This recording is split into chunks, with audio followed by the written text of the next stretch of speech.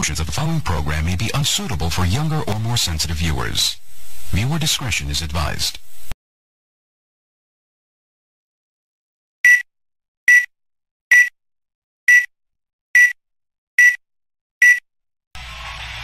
You're a Negro. No. I am your teacher. You are a Negro. No. Suppose I threatened to beat you. What would you say? Aren't you a Negro now? No. What are you? I'm black and beautiful. What is your nationality? My nationality is Afro-American. Suppose I had some money in my pocket. Suppose I gave you $1 to say that you're an American Negro. This is money now. Money talks. Money talks. This dollar. And if you don't say it, you don't get it. You're an American Negro, aren't you? No. You won't have any money. You know you need money, don't you? Yes. You need money to live, don't you? Yes. All right. All you have to say, Leon, is that you're an American Negro.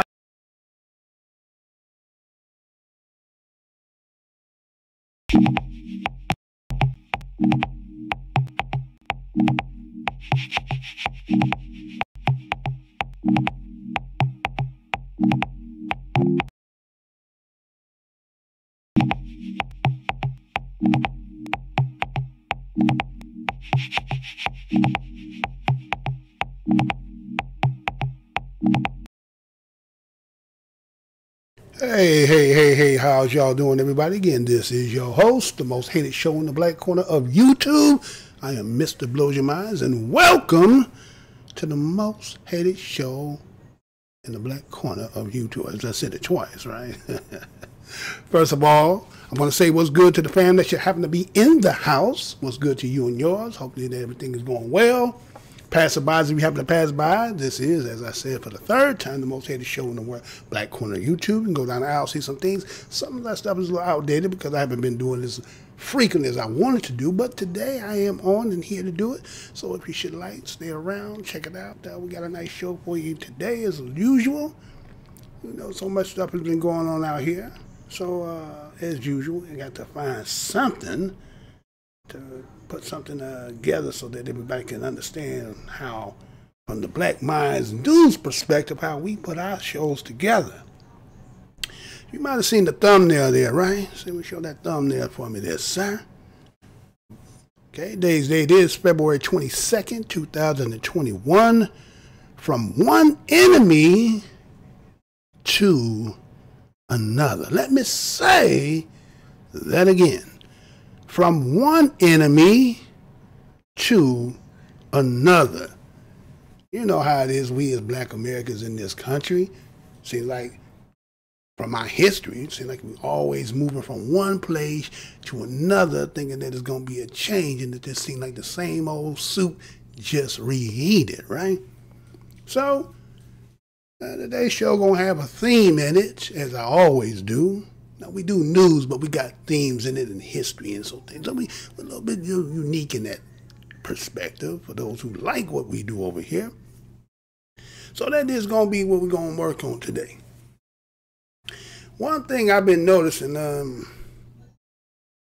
there's this kind of, I don't know, maybe it's a flash warning, or there's an APB out, all police bulletin, that be on the lookout if you should happen to be Chinese or Asian, that black folks are going out here, look like want to attack you. That's the way it's been, the perception is, right? I seen a video with a little sister. She posed a question. I want to see, let y'all hear this from her mouth first. And then I'll go into it and then show some things that have been talked about out here. And we'll get into it from there. So we'll go ahead and crank that up and then go ahead and show this, and we'll be right back. In the past couple of months, there's been a rise in the attacks against Asian Americans. They're trying to attribute this fact to Donald Trump's xenophobic rhetoric, but it doesn't make sense because the attackers are seeming to be those of a minority group. More specifically, African Americans. So on Saturday, the Black and Asian community came together to rally against the attacks being perpetrated against the Asian community. During that rally, black leaders wanted to address the stereotype that members of Oakland's black community are specifically attacking Asian Americans. This leads me to my question. How come when black people are the victims of crimes, it's always about race, but when they're the perpetrator of crimes, it's never?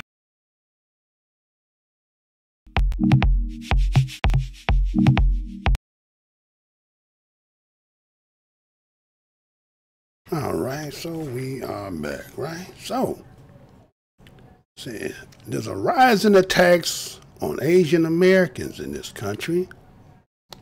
According to the little sister there, she says it is attributed to Trump xenophobic rhetoric, but it's the minority group, particularly African Americans, right? And that there was black and Asians have got together on a rally against, you know, the attacks that's going on amongst their people. And the black leaders, while there, were addressing the fact that the stereotypes of black attacking Asians. And she said, well, her question is, how, when black folks are being attacked or being the victims, it's always racial. But when we're the perpetrators, it's not racial. Right? And that's what she's asking, right? She's trying to get us, you know, we should address that as, you know, adults or those, or maybe we don't have or maybe it's we're hiding the fact that when we're perpetrators, that somehow it's not racial.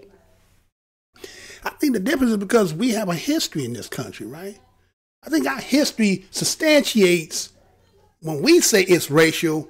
I think in this land, nobody knows it better than we do, right? I know everybody tries to say that their situations are similar from where they came from, but in our house, I think we know the rules and regulations better than those of those who oppressed us, right? Or a system that's against us, right? So she poses that, right? Now, we're not going to sit here and deny the fact that that we haven't been seeing reports, right?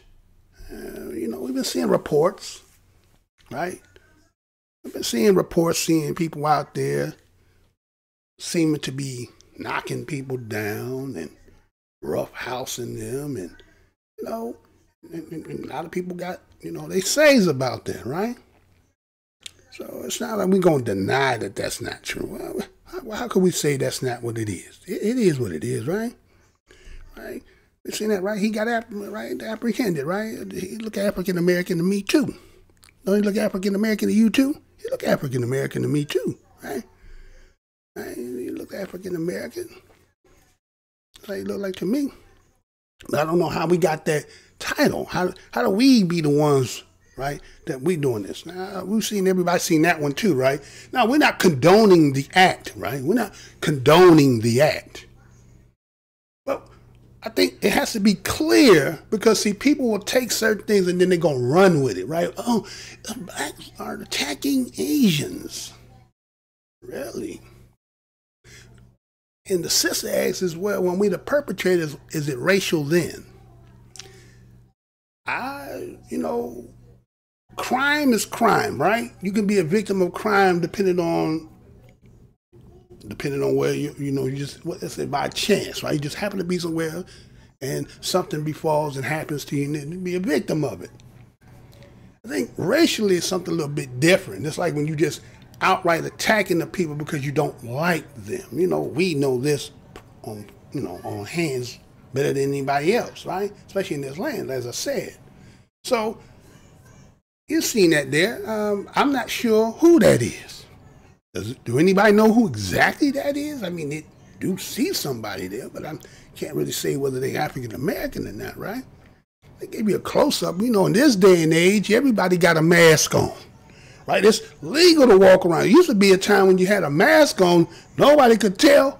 Oh, matter of fact, you would be apprehensive. Oh, they got a goddamn mask on, right? I ain't about to go over there, nigga about to rob me, right? So, but today it's kind of like the normal setting. So everybody got on a mask, right? That's kind of the mandate these days. So I'm not sure whether that's African American. Maybe, you know, I do see some darkness around the hands and so forth. And it's possible. It's possible, right? It's possible, right? I see in this situation here as well, it seems to be a black woman there, and it seems like two people up on her, about to get into it with her about whatever they was about to get into, right? I see that there, right? Okay, so, and I see this situation here, right? I don't know if that's a black person or not. Now, I'm not saying these are the totality of all the reports, but the ones that they have been showing, can you identify that in a lineup and say for certain who that is, right? Can you say that for certain who that is, right? And can you say that, right? So, Jenny Mai, you know, I think she from, what is that show, The View? No, is it The View? Or The Keeping It Real? One of them, right? Real Talk, whatever, something like that, right? Anyway, but this Jenny Mai has speaks out about the dangers that she was talking about in this particular case about President Trump and the Chinese virus, right? That she spoke out about that, right? Matter of fact, she's from The Real. She's a co-host on The Real, okay? And she's saying that then her encountering of racism, right? Then supposedly now during the coronavirus period of time now. Again, pandemic. We're still in it. It's not like it has gone anywhere, but the fact is it's the coronavirus pandemic, and she felt that she has encountered. Now, I don't know how many people on TV is encountering the regular people on the regular, but okay, she said that's what happened. And she said people had left her hateful comments on photos that she had. And her background is that she's Vietnamese, Chinese descent. Okay, so she is qualified as an Asian to speak on Asian topics. Like the last time show we did where the sister of Nigeria said she could speak on American topics, which is fine, but when it comes to black American topics, you may not have, we're not going to say you can't speak on it, but I don't know if your authority has enough weight and, you know, lineage to know the ins and outs. But anyway, so fact is that she says she saw those racist comments on her gram, you know, the Instagram, right? And people were saying things like, well, having the corona, right? She kind of says it's specified by her, but then she generalized that, but she said, well, what about my peoples, right? Being the cause for the entire disease. Now, again, you're saying that these attacks, right? Let's go back, show a little bit of this here, right? Let's go back, right? These attacks here that are specifying about him being apprehended and so forth, right? Has something to do with the coronavirus, right? Being mentioned by Donald Trump has brought some mischief and heartaches to y'all, right? Right? That's what he's saying, right? Okay? Okay. Let's look at this, right? And so she was saying that her thought from the inside is that she think that many people think the same thing, right? That based on the fact that what we have been told here, we in the United States, that the coronavirus and its origin and where it came from is what we've been told, right? And somehow they equate that because of that, somehow everybody lashes out when they see them. Now, I myself personally have not said that or contributed to any of the people who are here. Now, if you over there, that might be something different, but here, I don't know. But it seems like somebody is trying to equate the sameness with us in some kind of form or fashion. I'm not saying that, again, those attacks are not happening, but let's go on with this, right? So she said that immediately they placed the blame on them, right? And then to have the reaffirmingness of the president, former president, right?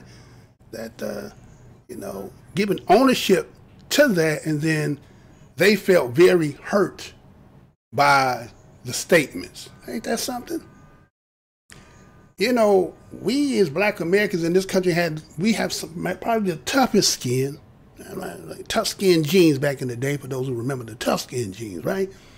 We had to build a real hard, tough skin because all the negativity has always been attributed to us.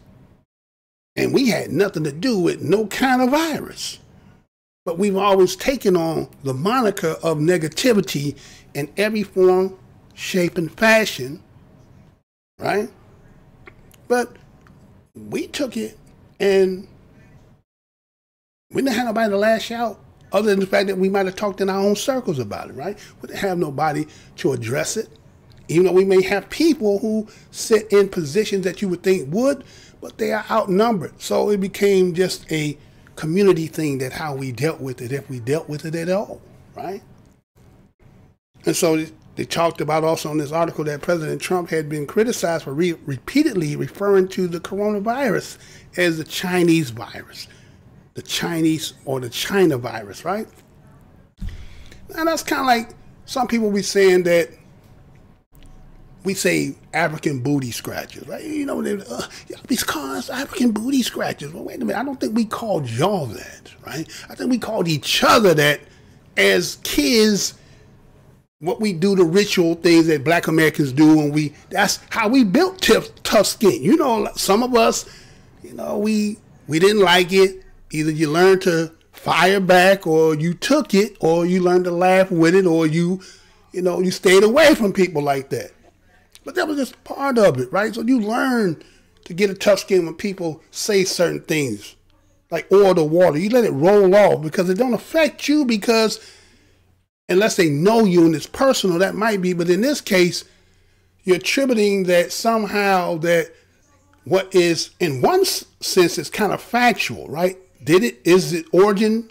It hasn't been debunked yet, right? I don't think we fact-checked that, right? Have they fact-checked that one yet? Have they fact-checked and said, well, that has been described? You know how they do. But so fact-checker haven't said that has been debunked yet. So the origin of that, so it has a merit of truth in it, right?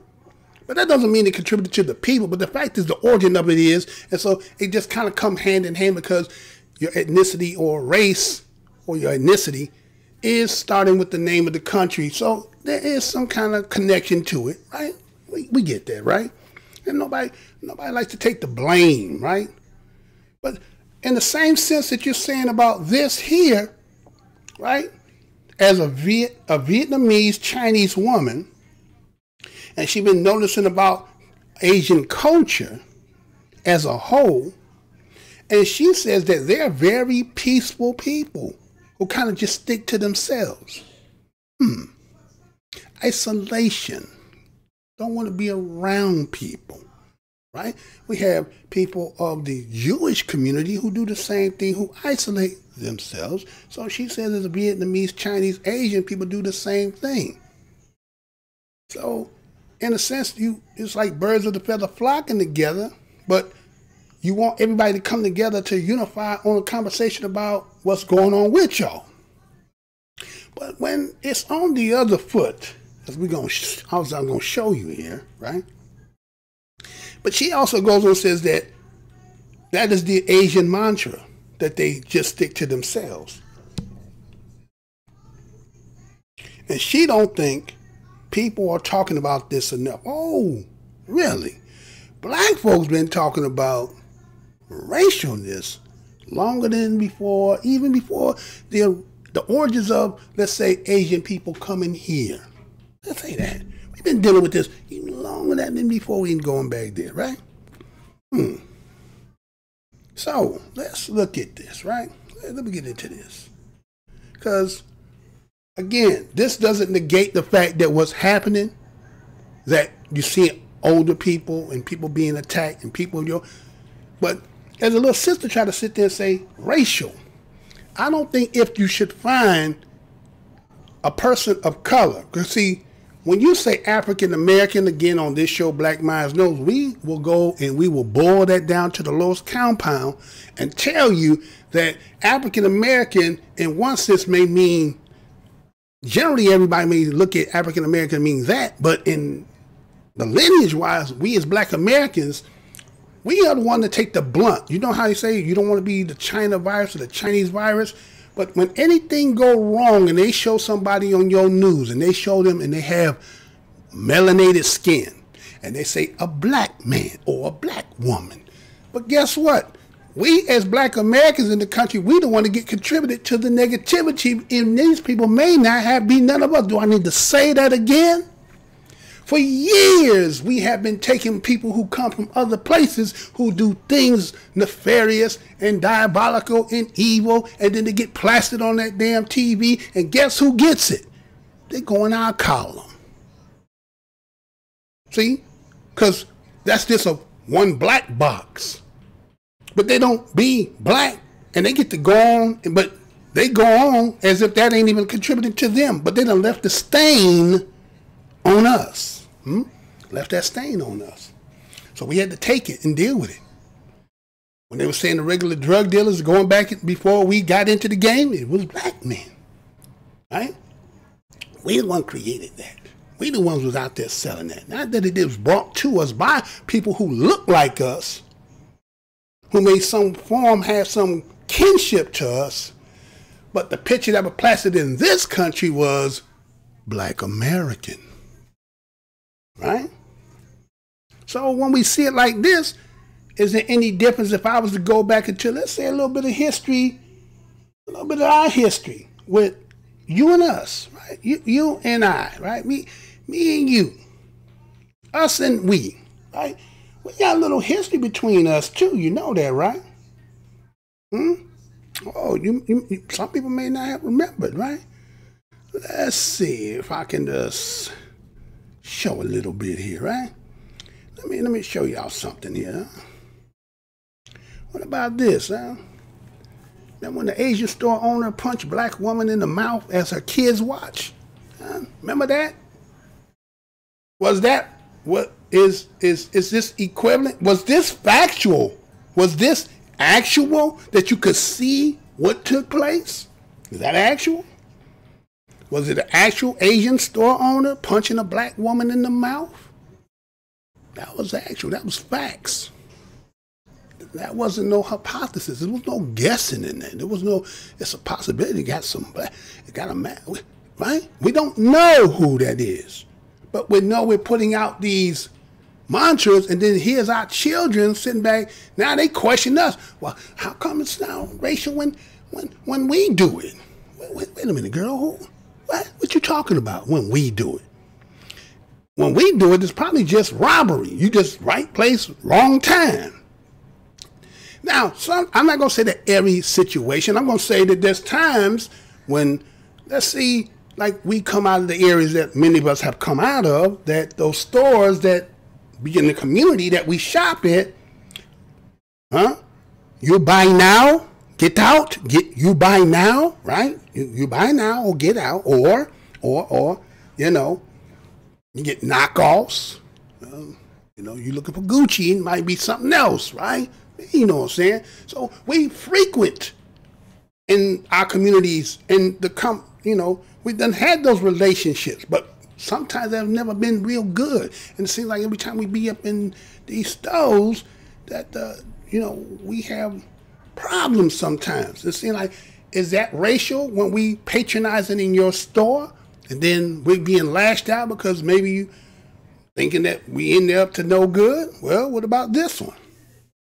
When Asian-owned beauty supply store faces the boycott because that took place back there in Charlotte, North Carolina. Remember that one?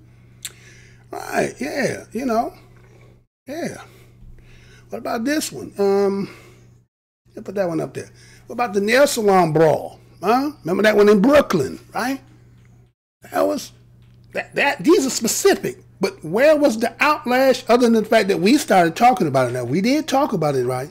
We were talking about it, right? But did any legislation come because of that? Well, was anybody getting any legislation for that, right? And somebody said, oh, you're taking a couple of situations and you're going to make it around. Oh, wait a minute, hold on. What about this cat? Remember this cat here? Those who seen my show, remember this cat? What was that? What was his name? His name was... What's his name? I think it was Paul Nug, N-G. I don't know how you spell N-G in Asian, but his name was Paul Ng. Remember he told that brother that was out there in front of that restaurant that this is a nigger, no nigger zone? Remember him? He said a no nigger zone. Remember that cat, right? No nigger zone, right? But you know, little sister think that we the only ones, you know. No, it is racial when it's dealing with us. Our situations be under other, you know, sometimes some people just robbing somebody. Somebody just doing things, random, any, meeny, miny, mo. I don't even think that's even good because, you know, any, meeny, miny, mo goes back to something else. But anyway, the fact is that, you know, they kind of go, you know, there's good and bad on both sides. But how do we get the, as you say, mantra is y'all's statement, how are we getting the mantra to be the attackers, right? How are we getting to be that? Now again, like I said, I'm not here to take away from what has took place. I'm just saying that, you know, we do have a history between us, right? And it may not be as, you know, thorough as you might want it to be. Because I'm gonna take y'all back, man. Again, this here is not to knock anything as to what they're talking about. I just think that we have seen other people who you've caught apprehend, but to sensationalize and say that black Americans are solely attacking you, I don't know if that's true for as much as is being reported, right? Just like the same thing saying about the virus and so forth. The origins is there, right? I mean, there are people who are black who may not be African American, right? And I'm not even saying they saying it. I'm just saying the little sister has said that. And I was going to address that based on what she had said, right? But in hindsight of looking back over the history, there was one, man. I got to take y'all there, man. This is going to take us back to about 1990. I think well, for those who remember, those who come up out of the, let's say maybe like California or something like that. Y'all remember? You might remember this, huh? Remember this little sister here? Remember this whole thing about this? Y'all remember this? Remember Latasha Harlan? Oh, the forgotten story that helped spark the LA riots. Have we forgotten? Have we forgotten? Remember, she was a 15-year-old African-American girl, fatally shot. By who? Soon Ja Du. Let me say that again. Soon Ja Du, which was a 51-year-old Korean-American convenience store owner. I mean, they end up trying and convicting of voluntary manslaughter on Harlan's death. But what happened was the jury recommended a sentence of only 16 years. But then again, Judge Joyce Carlin sentenced due to time served. Got 5 years of probation, 400 hours of community service, $500 in restitution, and she paid the funeral expenses. And you know, the thing about what that took place was that was contributed to the 1992 LA riots, right? Remember that about 13 days after the videotape they showed of Rodney King getting beat down like that? Remember how they went off, right? So some people who may not know the background to that was that there was a liquor store, I think, called Empire, right? It was on 91st and Figueroa. And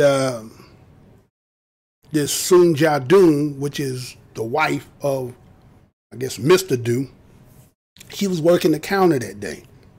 The husband was outside sitting in the van, calling himself getting him a little nap. So it was about 10 a.m. in the morning on a Saturday morning, March 16th. As you see on your screen there, right? You see Latasha, right? So Latasha went into the store. Now, the wife, Du, right? Soon Ja Du, right? she observed little Tasha, she said, putting a bottle of orange juice, which was about $1.79, in her backpack. Now, these are her words, what she had said, right? Now, she goes on and said that she concluded that she believed that LaTasha was attempting to steal $1.79 worth of orange juice. According to her, she said she didn't see that Tasha had money in her hand. Okay? These are her words. So, Duke claimed that she had asked LaTasha if she was intended to pay for the orange juice. Now, wait a minute. She got the orange juice. According to your words, she said she put it in the backpack, so I'm assuming that it was still in the backpack when you asked her that, right? And so she said that LaTasha responded, "What orange juice?" Okay? What orange juice you talking about? But there was 2 eyewitnesses in the store that day that happened to be probably observing. They had got their testimony. One name was Ishmael Ali. He was about 9 years old, and he was there with his older sister, who was about 13. Her name was Lakeisha Combs. According to what they recalled, was that the Sunjadu called little LaTasha a bitch. Accused her of trying to steal. That's what they said, right? And they said that they knew for a fact that she was intending to pay for the orange juice, right?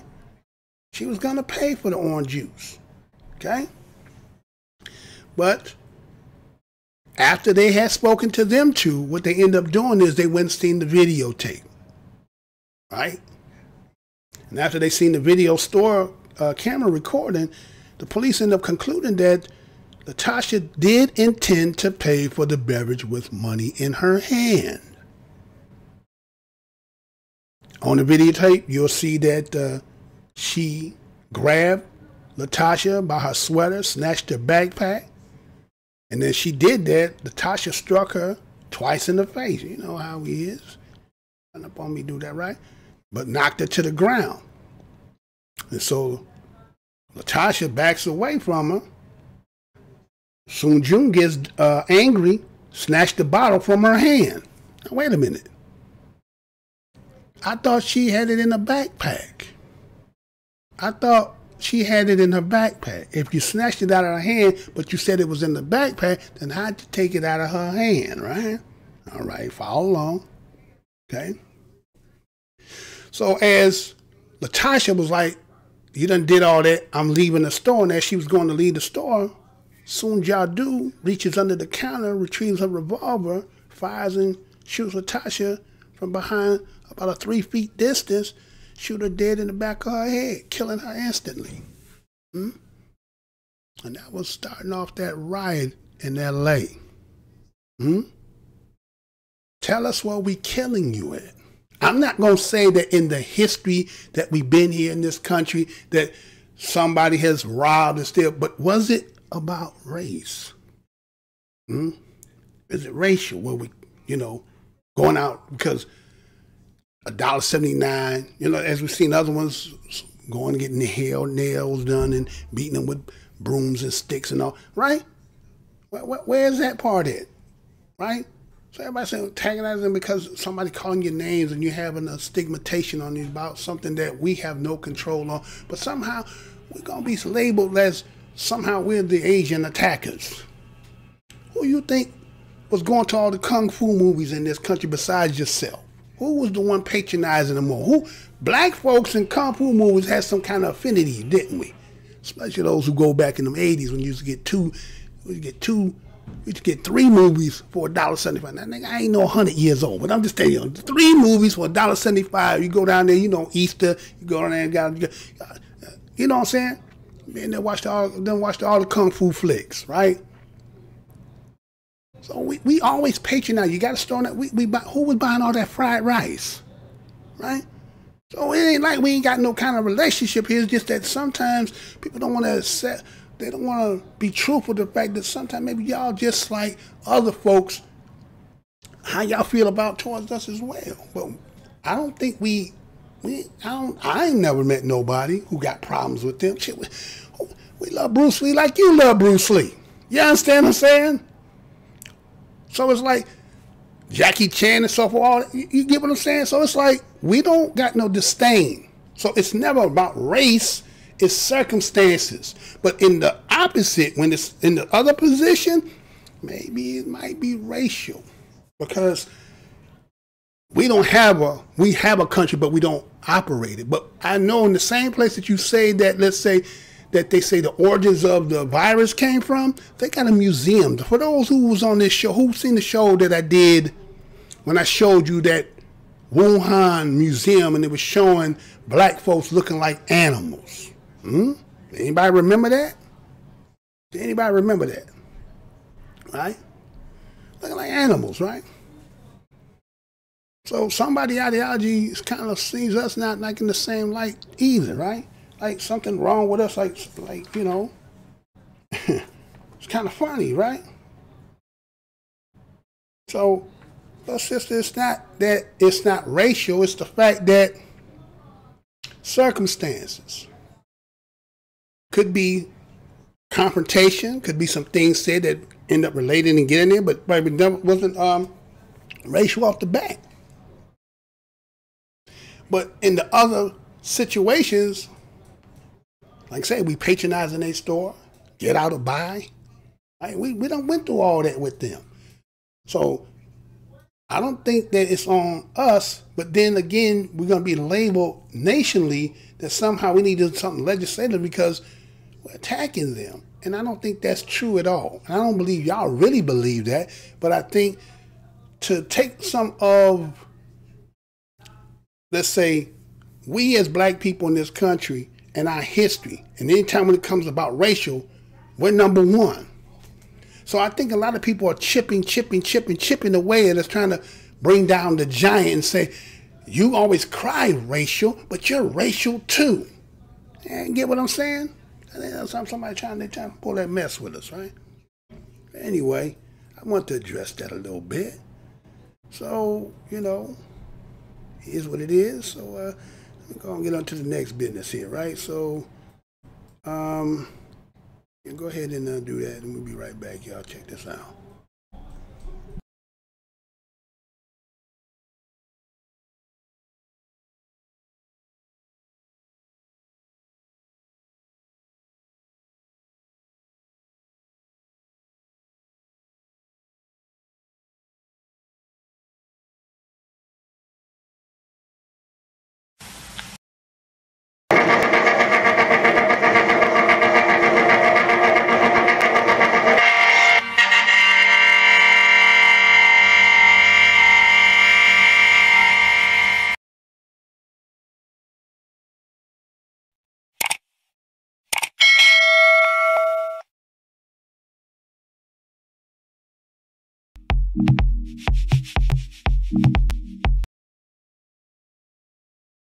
All right, we are back, right? So, as I was saying there, at the end there, talking about how in that Wuhan, they had that museum there where they had Africans looking like lions or black people, right? And it was a museum built on that, right? So there's a certain kind of sentiment there that they look towards us, maybe not. Maybe it's the same ideology as other people here do. Well, maybe, you know, you may not agree to that. But then let me show you this here that somebody has seen. I seen this here, and he's going to actually act out what he hear. But let's see. Should I go there? Well, before I go there. Well, yeah, I might as well go there because I already go there. Right, I'm going to go there. All right, so check this out. I'll be right back. A lot of people don't know how to register. Not everybody in the community, the Hispanic and the African American community, particularly in rural areas that are distant and or inner city districts, know how to get online to determine how to get in line for that COVID vaccine. A lot of people don't know how to register. Not everybody in the community, the Hispanic and the African American community, particularly in rural areas that are distant and or inner city districts, know how to get online to determine how to get in line for that COVID.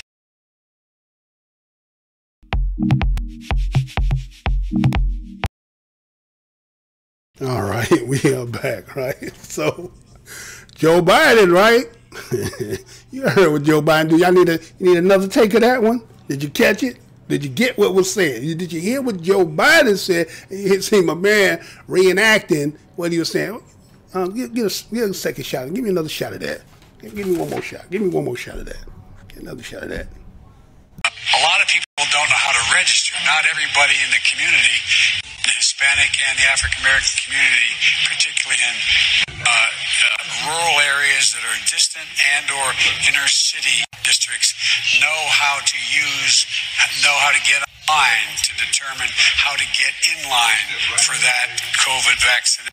A lot of people don't know how to register. Not everybody in the community, the Hispanic and the African American community, particularly in rural areas that are distant and or inner city districts, know how to get online to determine how to get in line for that.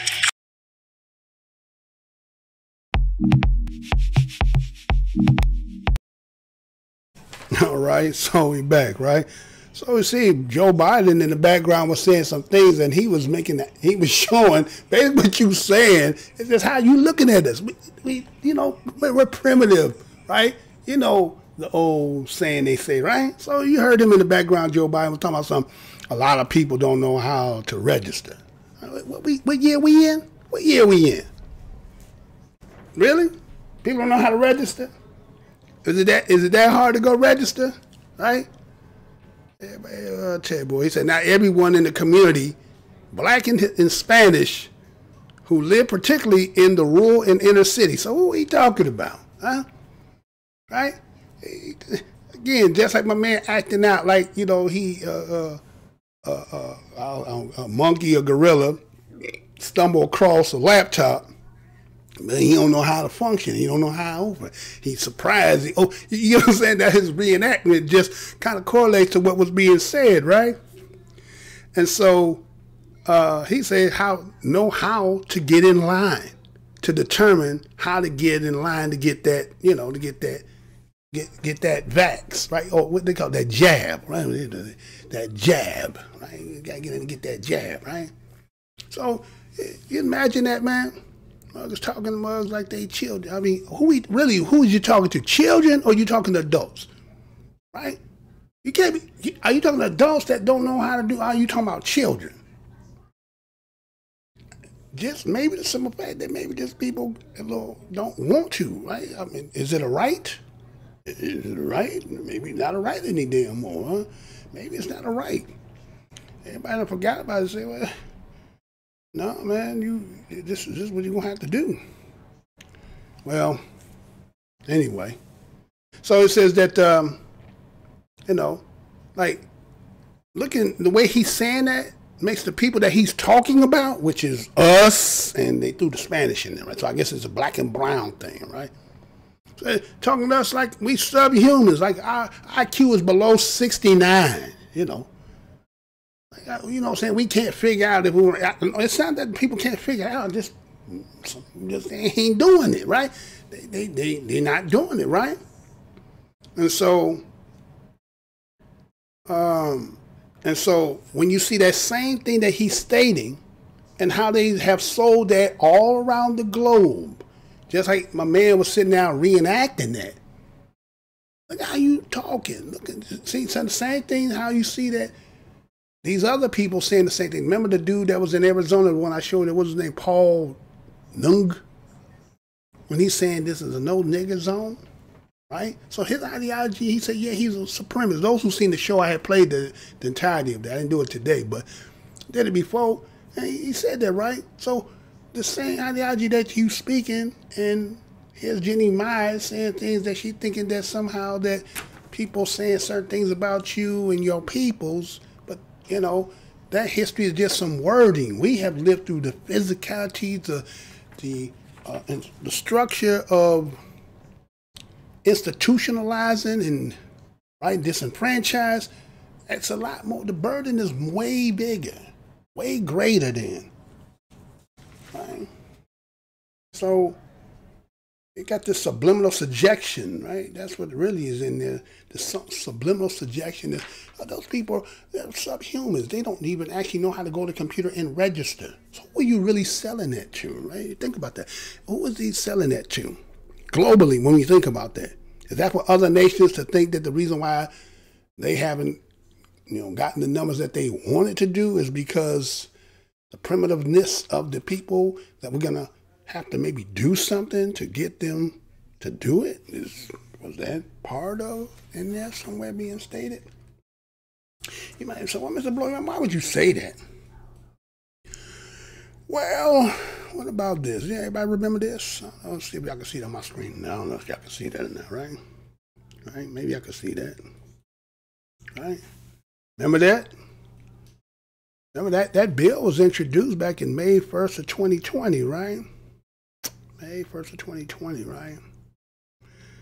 Remember this was HR 6666, right? They call that the testing, reaching, and contact everyone. Remember, that's what that was, right? Testing, reaching, and contacting everyone. Call it the Trace Act. Okay? Yeah. I think some of y'all might have forgot about that, right? And this bill authorized the Center of Disease Control and Prevention, which is the CDC, to award grants for testing, contact tracing, monitoring, and other activities to address COVID-19, right? Right? And then some other thing that's said in here, talking about it operates in hot spots in medically undeserved communities. And is that black and brown again? Is that in that wording in there, right? Operate in hot spots in medically undeserved communities. Who else would they? That ain't going to be the people who, without working, still is functioning like it don't matter they went to work or not, versus the people who don't got a job and now ain't got no monies, right? But do you know who was the one that introduced this bill, though, right? Huh? Remember, you know who that is, right? Well, Bobby Rush, right? A Panther, right? The Black Panther. Bobby Rush is the one who introduced that. There's about 72 other co-sponsors to that, and all of them are Democrats. All of them, right? HR 6666, right? There was one person and then co-sponsor who did reject it, but he was a Republican. I think he's from New Jersey. If I'm not mistaken, it was Van Drew Jefferson or something like that, I think, if I'm not mistaken, right? So he refused that, right? You got to ask yourself, man, okay. Now, is that going to come into fruition? I'm not saying that. I'm just saying because it has stated in there. Remember, it stated right here, right? It stated in there, right? Operating hotspots in medically undeserved communities, right? Contacting everyone, right? Okay, so keep that in mind, right? Keep that part in your mind for a second there, right? Because, we've been hearing some of the stuff that, especially that just took place. But before I go there, if you're going to have a cat like that, I want y'all to see this other cat that I had seen somebody put out there. I caught it. And I brought it over here. I think it's a little hilarious. But you got a representative like Bobby Rush who go ahead and do that because I guess he feel like he's, But check this out. This representative got accosted about, dealing with a bill. Check this out for just for a second. And check this out. Portions of the program may be unsuitable for younger or more sensitive viewers. Viewer discretion is advised. Mr. Regular. George, you got 1 second? I just want to ask you a question. We're doing a story on collecting overdue bills for the city. You notice the number of councilmen haven't paid their water or sewer bills yet. Cash flow problem. Is that why you haven't paid yours? I didn't know it wasn't paid, but that's... Well, it's about a year since you paid a water or a sewer bill. For instance, almost $500. It's a long way from 2,000 I owed at one time. So you say you are paying off your bill? No, I didn't say that. But But it says here you haven't paid your bill in a year. That's what you said. I'm not aware of that. No big problem, you know. The city ain't gonna go bankrupt. Or don't you think it's a bad example to set? No, I do not. I don't have the money. You don't have money to pay a $400 water bill? I do not have the money, okay? Did you hear me? Well, in a time of austerity, Wait just a minute. Don't you think it's... How much you owe? Well, you owe $440. I do not have the money. You say you don't have money to pay your bill. Did you hear me? But your water's still on, though, isn't it? Yeah. Well, don't you think your water should be turned off if you're not paying your bill? No, it should not be.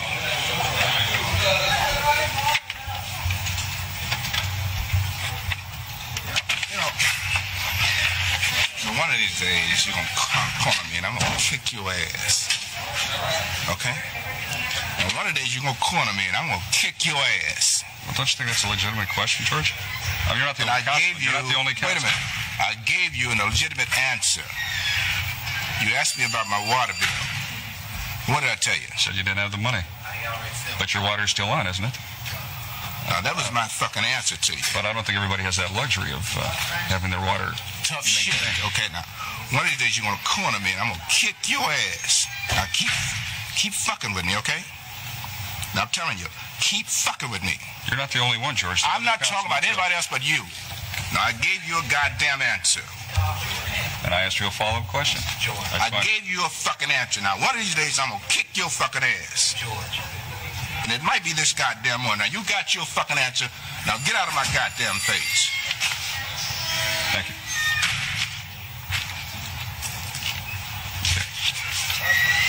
I ain't bullshitting with you. Now, I'll take that fucking camera and wrap it around your goddamn head. Now, one of these days, you're going to grab me with the wrong fucking minute. No, I gave you my fucking answer, okay? Okay. We got a meeting. I ain't bullshitting with you. We got a meeting. Now, you scared him, but I'll kick your goddamn ass, boy. I ain't bullshitting with you. We got a meeting. Son of a bitch. Now, you hang around with me if you want. Now, you think...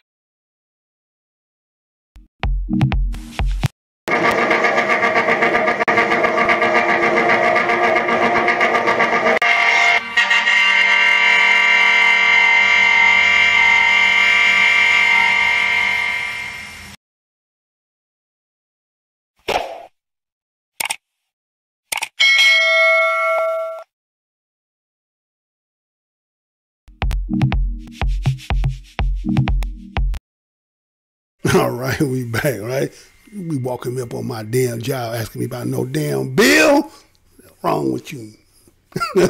Right? That's kind of representative we want, right? That's somebody we went in there and say, you be asking him the wrong thing. He get pissed off. Like, what? Don't you ask me about no shit? I done told you already. And you don't be persistent about it. Look, we're going to do this HR 666 bill, right? You need a mug being in just like that cat right there. What up, B Mac in the house? I see you in there, brother. What's good? What's good, B Mac? What's good with you, man? So that's the kind of motherfucker we need, right? Some representation. We need a motherfucker in there when they saying some kind of bullshit ass bill. You got a motherfucker in there be like, I'll take you outside and kick your ass. You know what I'm saying? Don't you want a motherfucker to represent you like that? That's the kind of motherfucker you want that fight for you, right? You don't know about no hand-pick ass mug, everything. They just pushing the shovel in there like, all right, come on, let's just go along with it. And what about the ramifications of all this? If Sheila's doing it, I'm going to do it too. No, you go in there, stand your ground, right? But you know, that was only because it was personal, right? But when you in there as a representative, aren't you supposed to, is everything that's coming across supposed to be personal to everybody who you represented? Why can't we get people that are supposed to represent us up in there in places like that? Maybe because it ain't what that's for, right? Yeah, I know, man. I know. Kind of crazy, but you know, that's what we kind of living. So now on another tip of that, you know, let's look at the fact that what's going over there with our brothers and sisters over there up in Texas, right? I know y'all done heard a little bit about it, so let me go ahead and show a little this and be right back.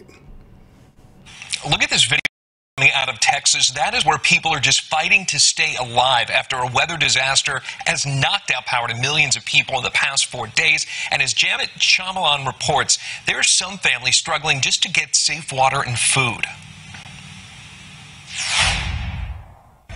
In Texas, it's a full-on humanitarian crisis. This is worse than Harvey, and we lost everything.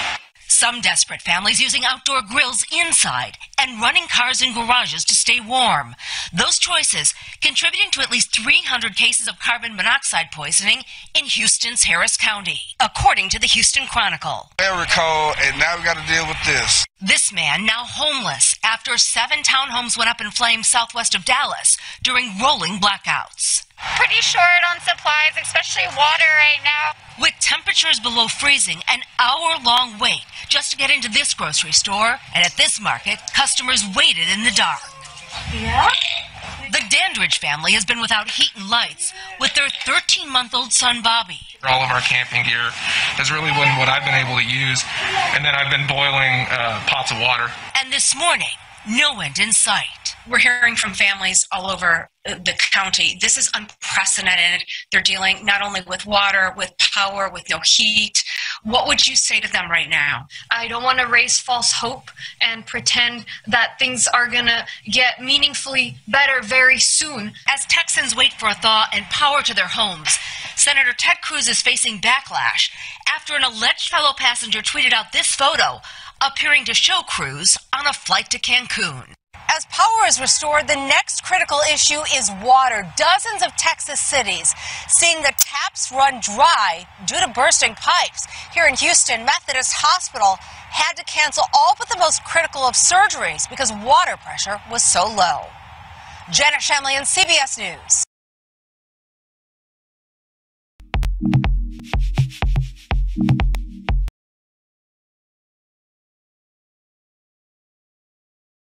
All right, we back, right? So we see across Texas, right? See some things that's going down. You know, I don't know if any the situations have changed, and since those reports have come out. But I know I did see this here come out that many Texans have died because of the winter storm. Just how many won't be known for weeks or months. Let me say that again. Many Texans have died because of the winter storm. Just how many won't be known for weeks or months. You know that? I mean, that's how bad. Think about it, man. Many of y'all of us been around, right? Depending on what area of the country you live in. Those who are familiar with snow, have you seen this kind of snow before? I mean, this stuff's, I take the garbage out the other day, right? Almost got killed out there, man. There was so much damn ice hanging off the goddamn roof and shit. Like, missiles, like, ready to just be launched. I was like, I wasn't even going to look up. I'm like, man, it was the entirety. I mean, I'm saying I got to walk at least, let's say, 2-3 minute walk to take the garbage out one way and the way and back. But it was so much. And the walkway was so, like, damn. Now, that's here where I'm at. Now, they in Texas. I don't know if they get that kind like that, but, I mean, we have to look at this, investigate, right? People dying. That's okay, Now, they said this was a winter storm, right? And had freezing temperatures, widespread power outages, right? And then there's the scarcity of water, of clean water, right? That's a hell of a combination. Cold as shit, no damn lights or electricity, and no water. And then they talking about for months. So accordingly, the reports are coming out that it was dozens of deaths that are tied to the storm. And then they say that the numbers that they are reporting, those numbers are probably far more larger than what's being reported. Because they haven't got to everything. It's kind of like the disaster, and because of the outages and the snow and nobody can get there, I mean, that's a hell of a Mellow cocktail when you think about it, right? And any condolences to anybody who should happen to hear me that going through this, and family, we as your black family here, our thoughts and prayers are with you as well. I hope y'all get through and get better. And accordingly, they want to say that this could go for weeks and months to get the true magnitude of the totality, whether it's just, I don't know whether it's getting the people or just finding out how many people have perished due to this. Because they say it's a very slow process, right? And so they're saying they're starting to do a statewide survey. Now, I don't know how you can do a survey when there ain't no power, right? They talking about doing a survey. How you going to do a survey when there ain't no power? So anyway, you know, that's what they said in this report here. And so they worrying about whether the state won't have good indications until the death certificates are filled.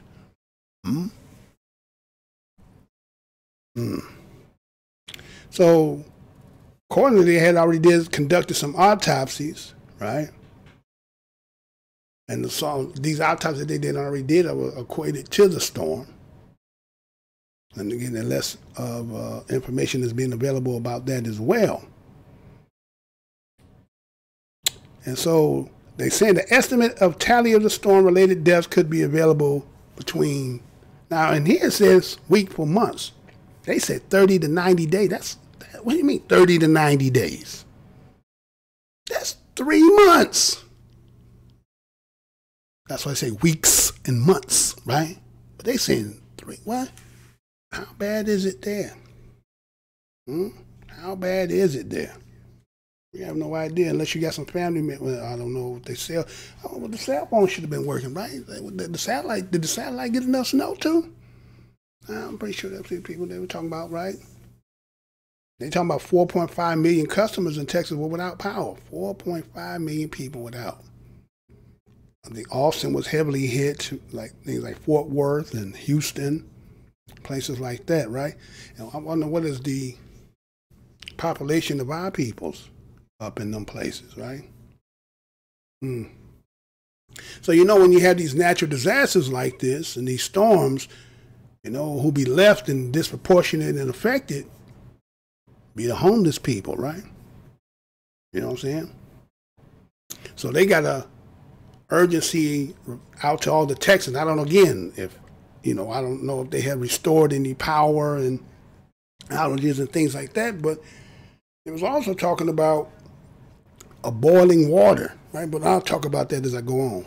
But I got some other stuff I'm going to get to. But they're talking about based on the simple fact that the coronavirus had been prior to this with the homeless and the things that would be support to help the people from the shelters and advocacy groups, all that's already been stretched out. So they don't even got enough. So if they just happen to even be there, and then with this situation, it's going to be even way worse. You can't get nothing else no more anyway. So majority of those who are of the communities, that of the local organizations, they already got the lion's share of all the responsibility of trying to help people, but they're overloaded, overwhelmed. So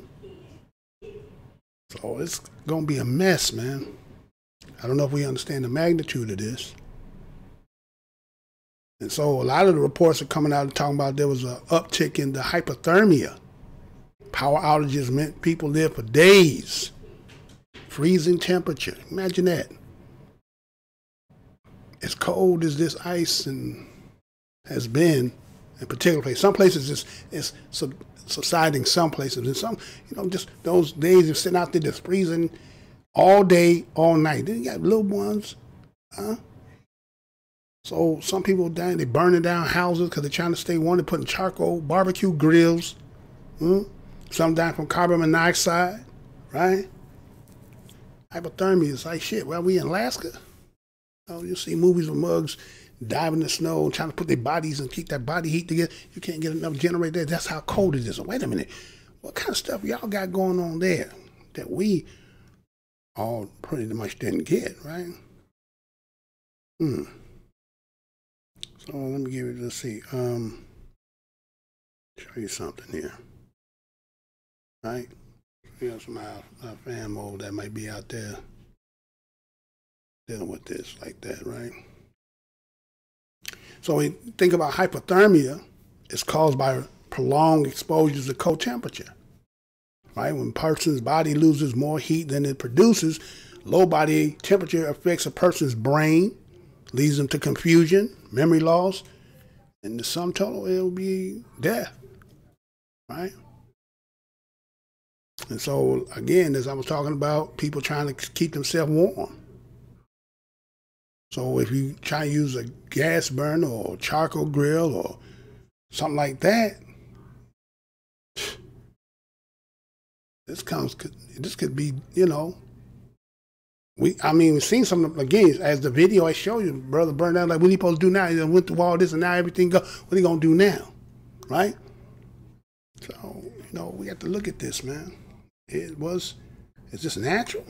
Was this natural, man? You got to ask yourself, was this natural? Some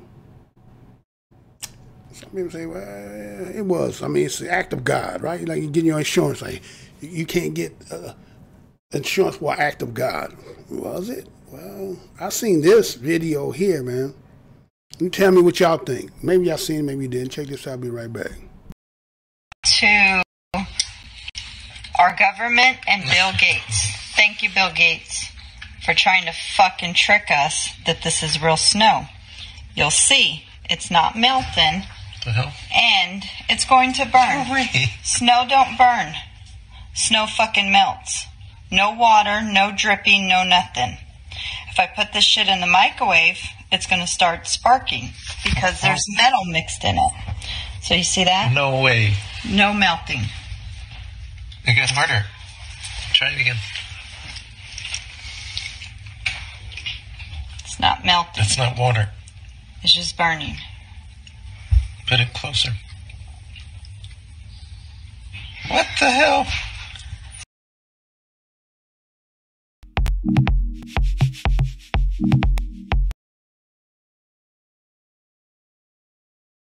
Do y'all need to see that again? One more again? Want another shot of that? Want another shot? One more shot of them, please. To our government and Bill Gates. Thank you, Bill Gates, for trying to fucking trick us that this is real snow. You'll see, it's not melting. The hell? And it's going to burn. Snow don't burn. Snow fucking melts. No water, no dripping, no nothing. If I put this shit in the microwave, it's going to start sparking because there's metal mixed in it. So you see that? No way. No melting. It gets harder. Try it again. It's not melting. It's not water. It's just burning. Put it closer. What the hell? See?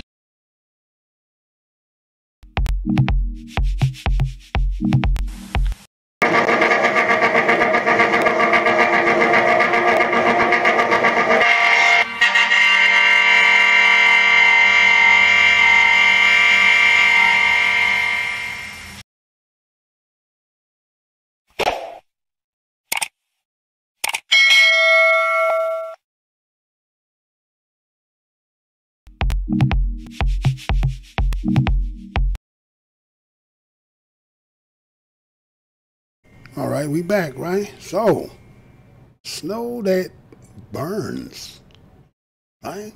Snow didn't melt, it burned. Show black, which is carbon in there, right? You start seeing snow burning. What happened to the water, the moisture, and what happened to the melting of it, right? I've seen a lot of videos like that out there where people were showing that. Now, again, it could be the fact that the snow is packed, and it didn't. But she put it up on there like that, right? Now, again, we don't condone what she said. Now, you two don't be trying to knock a nigga out because, you know what I'm saying? She said Bill Gates. I ain't say Bill Gates. But then they did that last time. They got me for the last week. You know what I'm saying? They keep me on timeout over here. But that's what she said, right?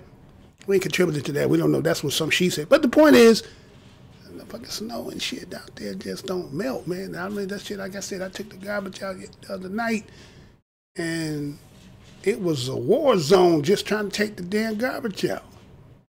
Ice everywhere. Damn, finna fall through damn windows. Like, damn. Just, unusual. Very unusual, this type of ice snow, right? Right? Well, just in case you might think, I remember seeing this some time back. And that you hear them tell you, and I'll go into it afterwards. But check this out, man. Maybe there's something to this. Check this out. You know, they were about climate change yesterday, and now we're learning that scientists and researchers are looking at how to change the weather on purpose. That's right. Lasers now could one day manipulate rain and lightning. CBS This Morning contributor Michio Kaku is a physics professor at City College of New York. Professor, nice to see you. Extraordinary seeing Al Gore and Bill Clinton there together with Charlie, wasn't it? That's right, yeah. Yeah, they did not get into this discussion, though. But it is fascinating. I mean, lasers, really, to change the weather? That's right. Well, as Mark Twain once famously said, everyone complains about the weather, but no one ever does anything about it. Well, instead of doing a rain dance, we physicists are firing trillion-watt lasers into the sky to actually precipitate rain clouds and actually bring down lightning bolts. This is potentially a game changer. But this is experimental. It's experimental. However, in the laboratory so far it works. When you have water vapor and you have dust particles or ice crystals, you can precipitate rain. It condenses around the seeds. These seeds can also be created by laser beams. By firing trillion-watt lasers, you rip apart the electrons, creating what are called ions, and these ions act like seeds, like dust particles, bringing down rain and even lightning. Go ahead.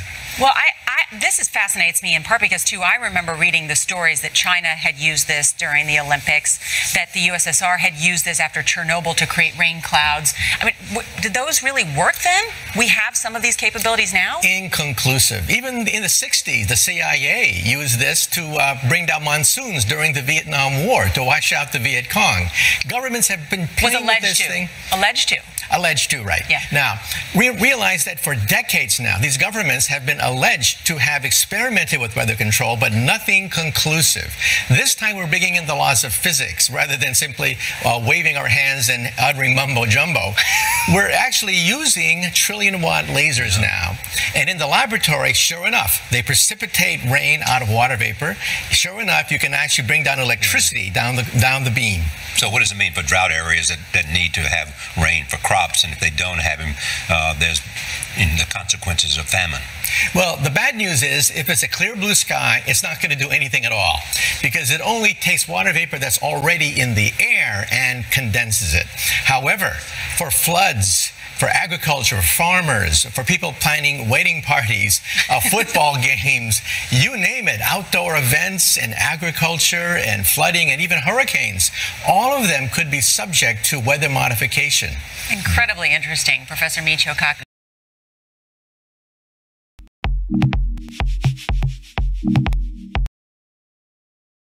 All right, so we are back, right? So that was done some years back, about 8 years ago they did that, right?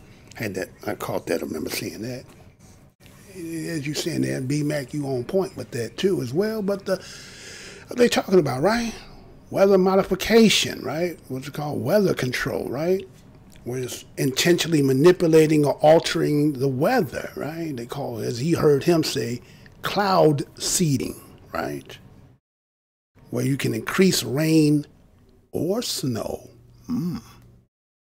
Purpose of increasing the local water supplies is what they want to say. Like you heard in the video, it said, well, the purpose of using, he says lasers, right? They're going to take the lasers, point to the clouds and hit the seedings in there, and then that will potential to make water. But when you want to do it in the opposite, to make snow, right? Because I remember the day when it started snowing, it snowed. I said, damn, boy, shit, if we keep snowing like this, the snow going to be at the damn knee high, right? But it's not so much of the snow part. It was just, you know, how that snow and the texture of it, and you know what I'm saying? And where's all this sheeting of ice came in? So I was like, damn, what's all this, right? So, according, they said they could also have the goal of preventing damaging weather, right? So this has multi ways of using this technology. And that this said, they said was experimental, right? He said, well, it was experimenting. You know how they do. Everything that they already doing, they already did it maybe 10, 15 years prior before they start giving it to the public. It's like saying cell phones and stuff, right? Those who go back, remember when the block phone, right? You know, pager and all that, right? That already been that, did that. That was old technology by the time it got out to the public, right? But it was new to us, right? So everybody was, oh, I got a beeper, I got a block phone, right? Got the chirp Yeah, you remember all that, right? So in this case, you know, got to look at how, or was there a possibility? Because we can't say for certain. We guessing, right? You know, we're not fact checking. You know, we can have all the facts we want, but fact check gonna come in and say, no, not what you just said. No. So anyway, this technology can cause hail or hurricanes. They say from occurring, but what about creating, right? Can you create hail and hurricanes if you had that? I think you could. If you can stop it, I think you can start with, right? So, you know, they always want to tell you the provoking, damaging weather is against, they say, the enemy. Wait a minute. Oh, remember when he said something that she said, alleged? Well, I'm gonna tell you something for those who might not know. I'm just here, I'm just news, right? So this weather can be used against your enemy as a tactic of a military, or they say economic warfare. Let me say that again. This technology can also be used as weather against your enemy. Tactics of military, of economic warfare. Like we're saying, like in Texas, right? People not going to recover from this. I mean, we already had, we're going on a year on, right? Next month will be a year from, what I think they called it on March, was it March 12th, 13th? When the initial disaster was called by Donald Trump. Going on 1 year from that, right? Look how much doesn't happen, right? Then come right after that, boom, going right into something else, right? For those who are affected, and again, our condolences for our Black Minds News, we go out to you and yours, right? But remember, you heard him in the video talked about what she said allegedly. You know, what he was talking about was called Operation Popeye. Let me tell you out again. Operation Popeye, right? And I'll go on more to that. And as you heard him say, he was talking about how using the clouds to seed it so that they could prolong the monsoons in Vietnam. You heard him say that, right? What they call weather modification and warfare has been banned, they say, by the United Nations, right? They say it's been banned. But if you have been an avid watcher over here, and I know I'm the, you know, my channel don't get exposed. After I had did Station of the White Race and whose agenda of black folks, and those videos went $50,000. They said no more by him. Shut him down. So many people are like, well, why the hell you still come on? You can't even get them but 100 views. Because I don't do it for that. Do you understand? I don't do this for that. Do it for what you want to take it for, right? So anyway, they said the United Nations.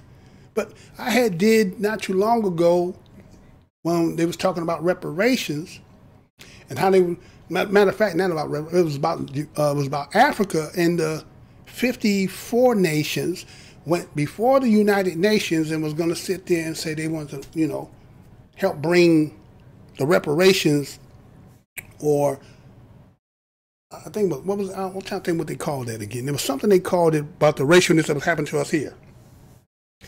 Guess what happened?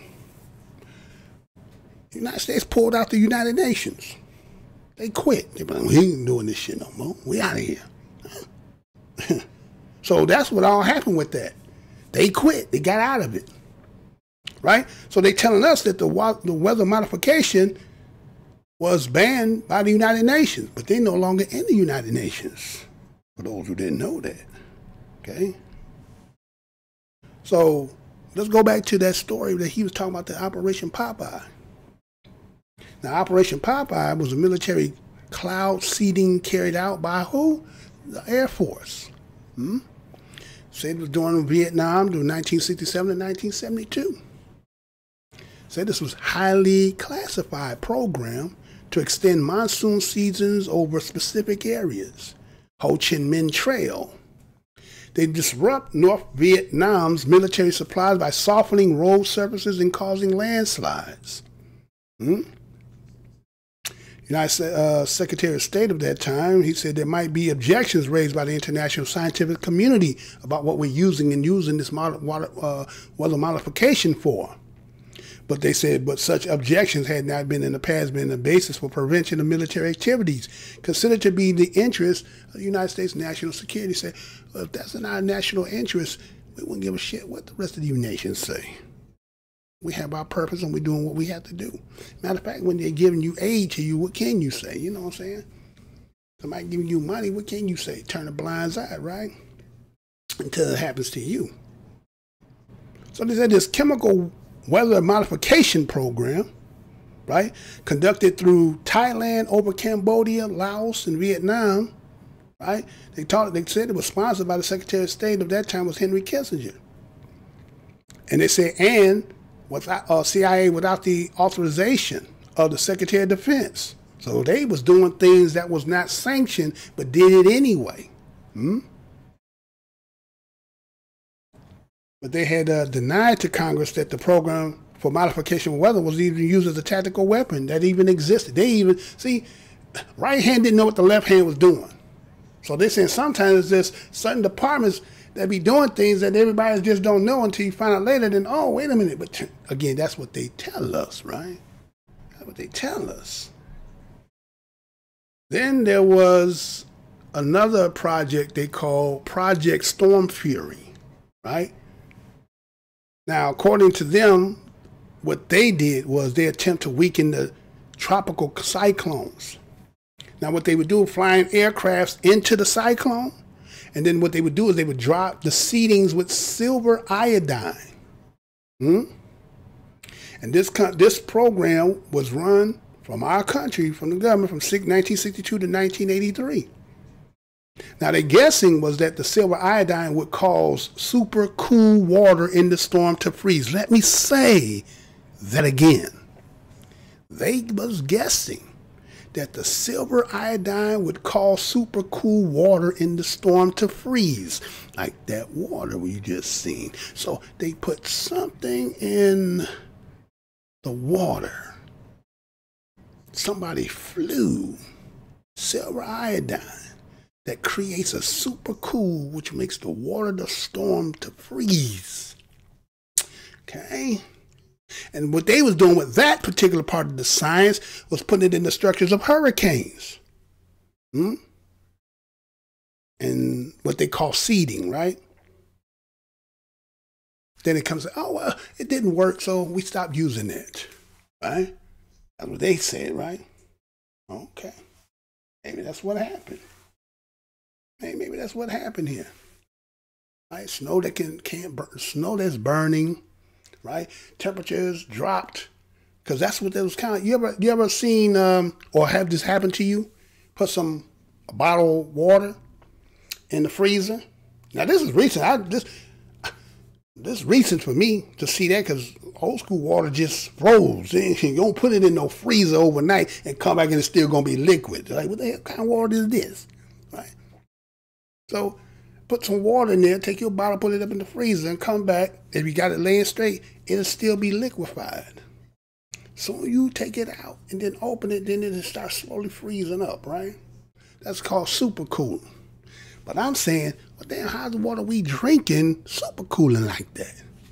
Is it the same thing they talking about with the science they said when they go into those cyclones, when they use that silver iodine to freeze the water? So is there maybe something in the water? That's just food for thought or fact to chew on.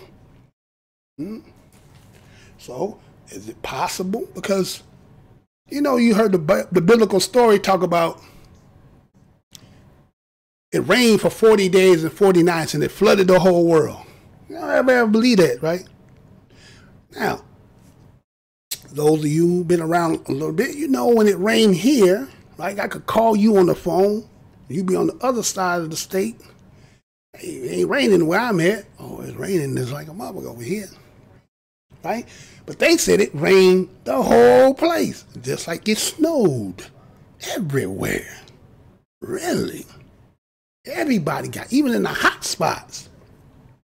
When you look at the map, I had tried to find the one. There was one I had found. And it showed it, and the way it is like it's all around. Unusual, very unusual. So I don't know. Maybe it got something to do with what Joe Biden was talking about earlier about, right? This is a good way to get this in there so they can get in there to do this, right? Okay, just food for thought to, you know, those who might be thinking about that, right? All right, I ain't gonna say too much more of that. That's just something just to think about. You know, B. Mac said what he said. Right? I ain't gonna say that because you're gonna get me knocked out of here again. It'd be, you know what I'm saying? I'm already got to a time. If I get the second one, it's gonna be 2 weeks again. Ah, shit. So I hear what you're saying, bro. And I know that to be some facts, at least of what they talk about in that, right? Now, you know, ain't nobody everybody going to make that not be true. They're gonna say conspiracy talk. I ain't gonna never admit to nothing. It's all conspiracy, right?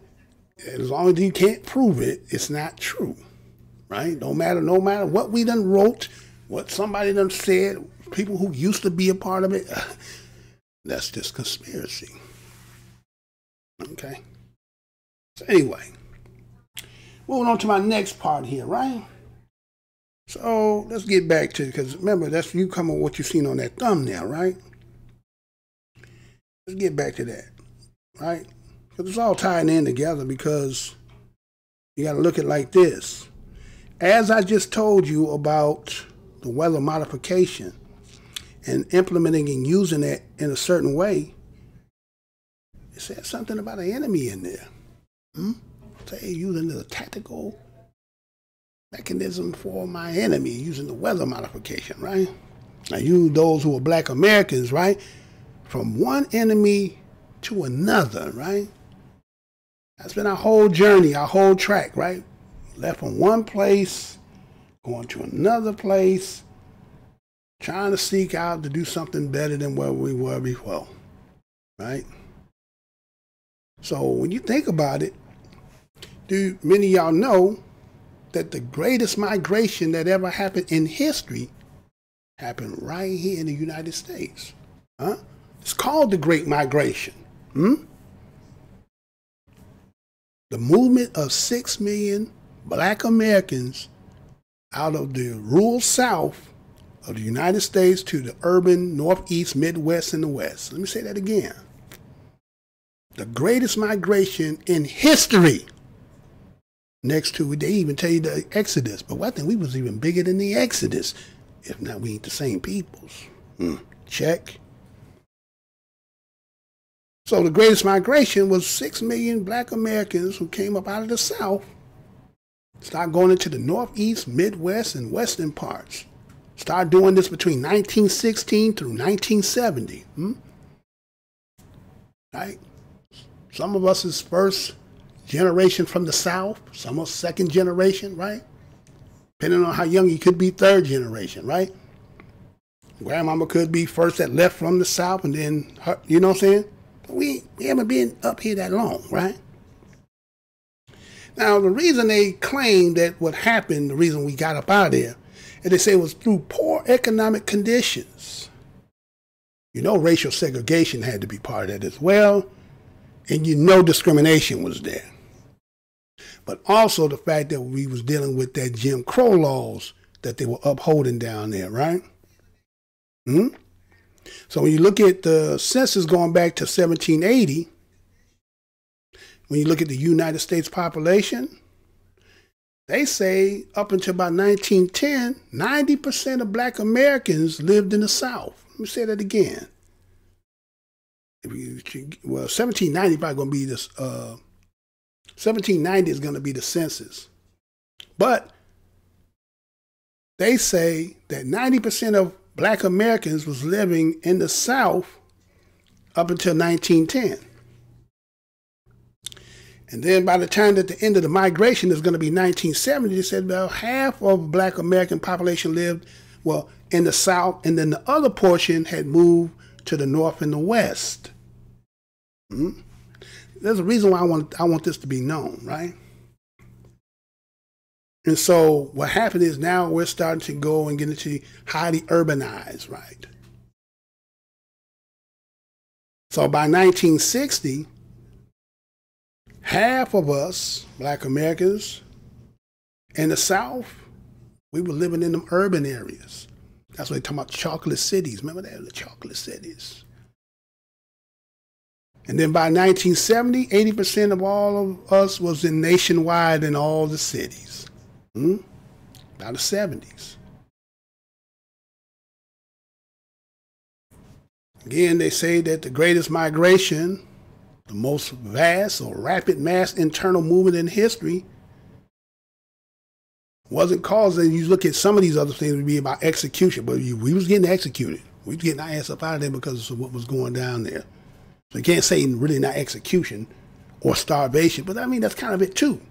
Because why? Shit, Jim Crow laws. We're being deprived. Now see, the reason why I want to talk about this is because, see, a lot of people who, they think they know our story so well. And they think because of the time of 2021, and then they say, well, y'all been here for so long, you guys are just lazy and shiftless, and you just don't want anything. Do you know our story? Do you really know our damn story? Do you know it? So, when you look at the Italian, Irish, and Jews and the Poles, right? In our sheer numbers of our migration, none of them were greater than what we did. You know why we was leaving? Because of economic and the social, right? We were leaving because of economics and also all the other shit that was going on, right? But they say we were trying to live, like they say today, I'm coming for a better life. Right? That's the new mantra. Everybody coming up from the country. Why are you trying to come to the United States? For a better life for me and my family. We was right here in this mug and said we need to get up out the South to go somewhere to get a better life, right? Now, the first migration period is between 1916 to 1940, right? About 24-year span. So about 1.6 million of us, right, from 1916 to 1940. Moved from the South to the North, what it said in the industrial cities. It's like going in and trying to get them industrial jobs. You know why we're doing that? Because between 1916 and 1940, you got World War I going off too, ain't you? I'll talk about that a little later. So the second migration comes between 1940 and 1970. And this is begin right after the Great Depression. You know how they be showing white people jumping out the damn window. I lost everything. That right? Shit, we ain't had nothing to jump out. We ain't had, let's say, ain't had a pot to piss in and the window to throw it out of. Right? So you got a lot, you kill yourself, but we ain't got nothing. You used to living that way, scrubbing. That's why you learn how to hustle, right? And all that other good stuff. But anyway, so we got 5 million people who are leaving at this second migration. So you put that together, that's over 6.5 million people migrated up out that South. Right? Going into the northern place, and then going out west. But you got at this same time, you got the civil rights movement. This by the time the second migration coming, this movement happening, you got the civil rights movement is taking place, right? And then you see today, you see that there's a reverse happening. For a lot of people who may not be noticing that what's happening to us, that we have to be, again, we was all urbanized up in these cities. Remember, white flight took place, and they was running as we were coming, but we were only coming because they were pandering to us. You didn't have nobody in these factories and industries because a lot of white men, because you got to remember at this particular time, black men can't really be, they in the military, but you don't want them really out there. You know what I'm saying? You just kind of, it's kind of like, what's the name of that movie? What's that movie? CJ Can Fly? What was CJ? What's his name? You know, oh man, Sergeant, what was his name? He couldn't stand him. He couldn't stand CJ. But remember, we going to fight Hitler. Niggas are going to fight Hitler, right? Remember? Right, it's Tuskegee Airmen and all that, right? Okay, but anyway, but prior to that, we were just in there, right? So in World War I, this all them, taking them about the factories and stuff, and they going over there to fight. So guess what? That left opportunity for blacks. That left opportunity for us, right? So I want to show y'all something. Because remember, this is 1940, 1970. Coming up again, we've been coming from 1916, coming up out them south, coming up into these so-called urban areas, into this industrial part, right? Now I want y'all to see that I had got the I seen this letter. I think I seen a brother named, it was a Dewan B. I think I seen. I was on his show. I seen that he did the letter, but he didn't do the entirety of it. It had some pertinent information in there. Let's see. Yeah, push that up there for me, sir. Going our way up, going our way up. There you go. All right, you see that on your screen there? Okay. Let's see. You go there.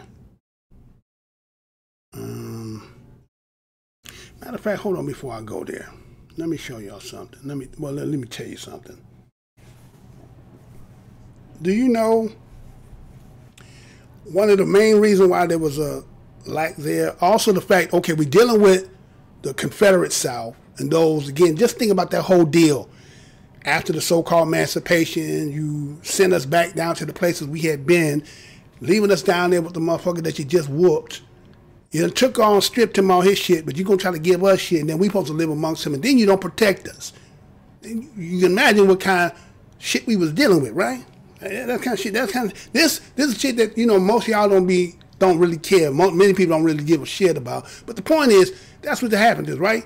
You take somebody that used to own them, and then you're going to give them, you know, opportunities and, you know, and you're going to give them their land, your land and all that, and then say you live amongst them and deal with that. And you don't think that you didn't create no damn chaos. So when Herschel Walker was talking about, we don't need no reparations. Yeah. CTE, whatever that shit is crashing your damn head all of that. But anyway. So let me put that one up there for me. Cause you know, we left up out there because of all the chaos and stuff that was going on. But then there was something that many people probably don't even know. Right? Have you ever heard of what is that called again? It's called, I think it's called boll weevil. You ever heard of boll weevil? Know what the boll weevil is? Boll weevil. You ever seen this thing before? You know what that is? Boll weevil. Yeah, boll weevil. Now, boll weevil entered into the United States from Mexico in the 1800s. First spotted in Texas. Like Texas we talking about, right? But they said that it had spread through all the major cotton producing areas in the country. Let me say that again. This boll weevil you see on your screen there entered into the United States, they say, from Mexico. This boll weevil you see spread through all the major cotton producing areas in the country. Damaged 1/3 of all, oh shit, more than that. It damaged all the cotton. They threw 1/3 of the insecticide used in the United States was to combat this boll weevil. Where did he come from? Where did the boll weevil come from that just killed the whole cotton industry? Huh? Boll weevil. So when you look at the scholars, they agree that the impact was so great that the South cotton depended on the economy, and because of this, end up going to create, besides all the other stuff, why we going to finna leave the South and start coming up north? Huh? Did anybody tell you that before? The boll weevil. Huh? Who sent that? He look black too. He black. I think he black. What up, bro? Right? So, right? So, again, this is going to create this whole en masse. We're going to, make this trekking do, right? So that's part of it. That was part of the economical, crashed that economy because now they couldn't produce that cotton no more. Where that boll weevil, was that spiritual? Did that come from Craig? Where that boll weevil come from to destroy that like that? I don't know. We don't know.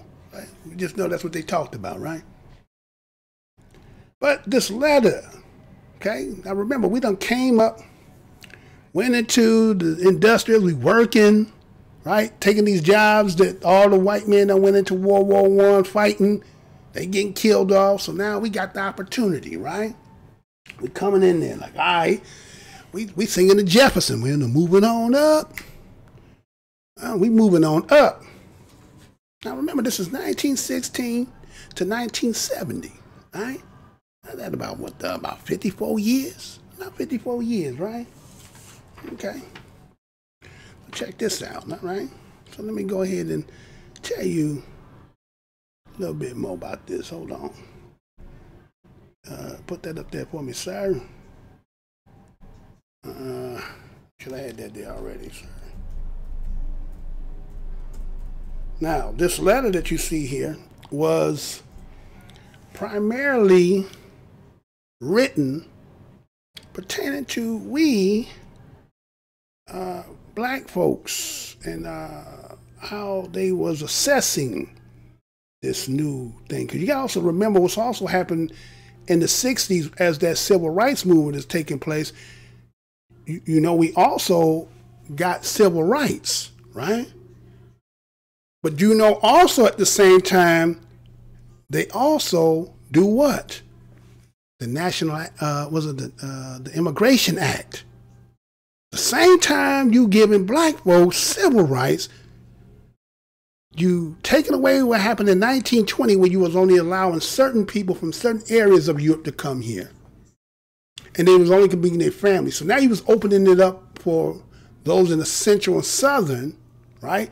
And then they could bring their families on along here. Now here we come, now we having rights, okay? So I don't want a lot of people to say, a lot of people don't understand that we've been battling. We've been fighting the whole damn time. Don't let nobody sit here and try to make it seem like, oh man, those people ain't done nothing. Y'all just sitting here, we could do like we do. You ain't fought like we've been fighting. Huh? You ain't fought like we've been fighting. You keep telling yourself that. But the truth of the matter is that's not it. Right? So all you see on your screen there, this was a letter that came in January 16th of 1970. It was a memorandum for the president. It says the new year had began, and they were saying that, well, you might find this useful as a general assessment of the position of Negroes at the end of the first year of our administration. Now, this was a new administration. This was a Nixon administration, if I'm not mistaken. Right? And they want to make some kind of assessment about what's going on with the Negro. Now, we just got our 65. We just got our civil rights, right? And they say which their position has been the central domestic political issue, right? This is the central issue in our country is these Negroes, right? The American Negro is making, they say at this particular time in 1970, he is making extraordinary progress. But they say, but in political terms, somewhat less reliable, right? You know why that is, right? Just like today, you got a handful, right? You got a couple you can count on your hand going against the majority part. So when politics is slow, right?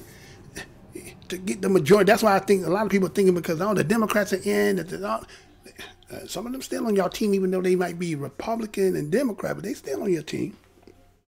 But anyway.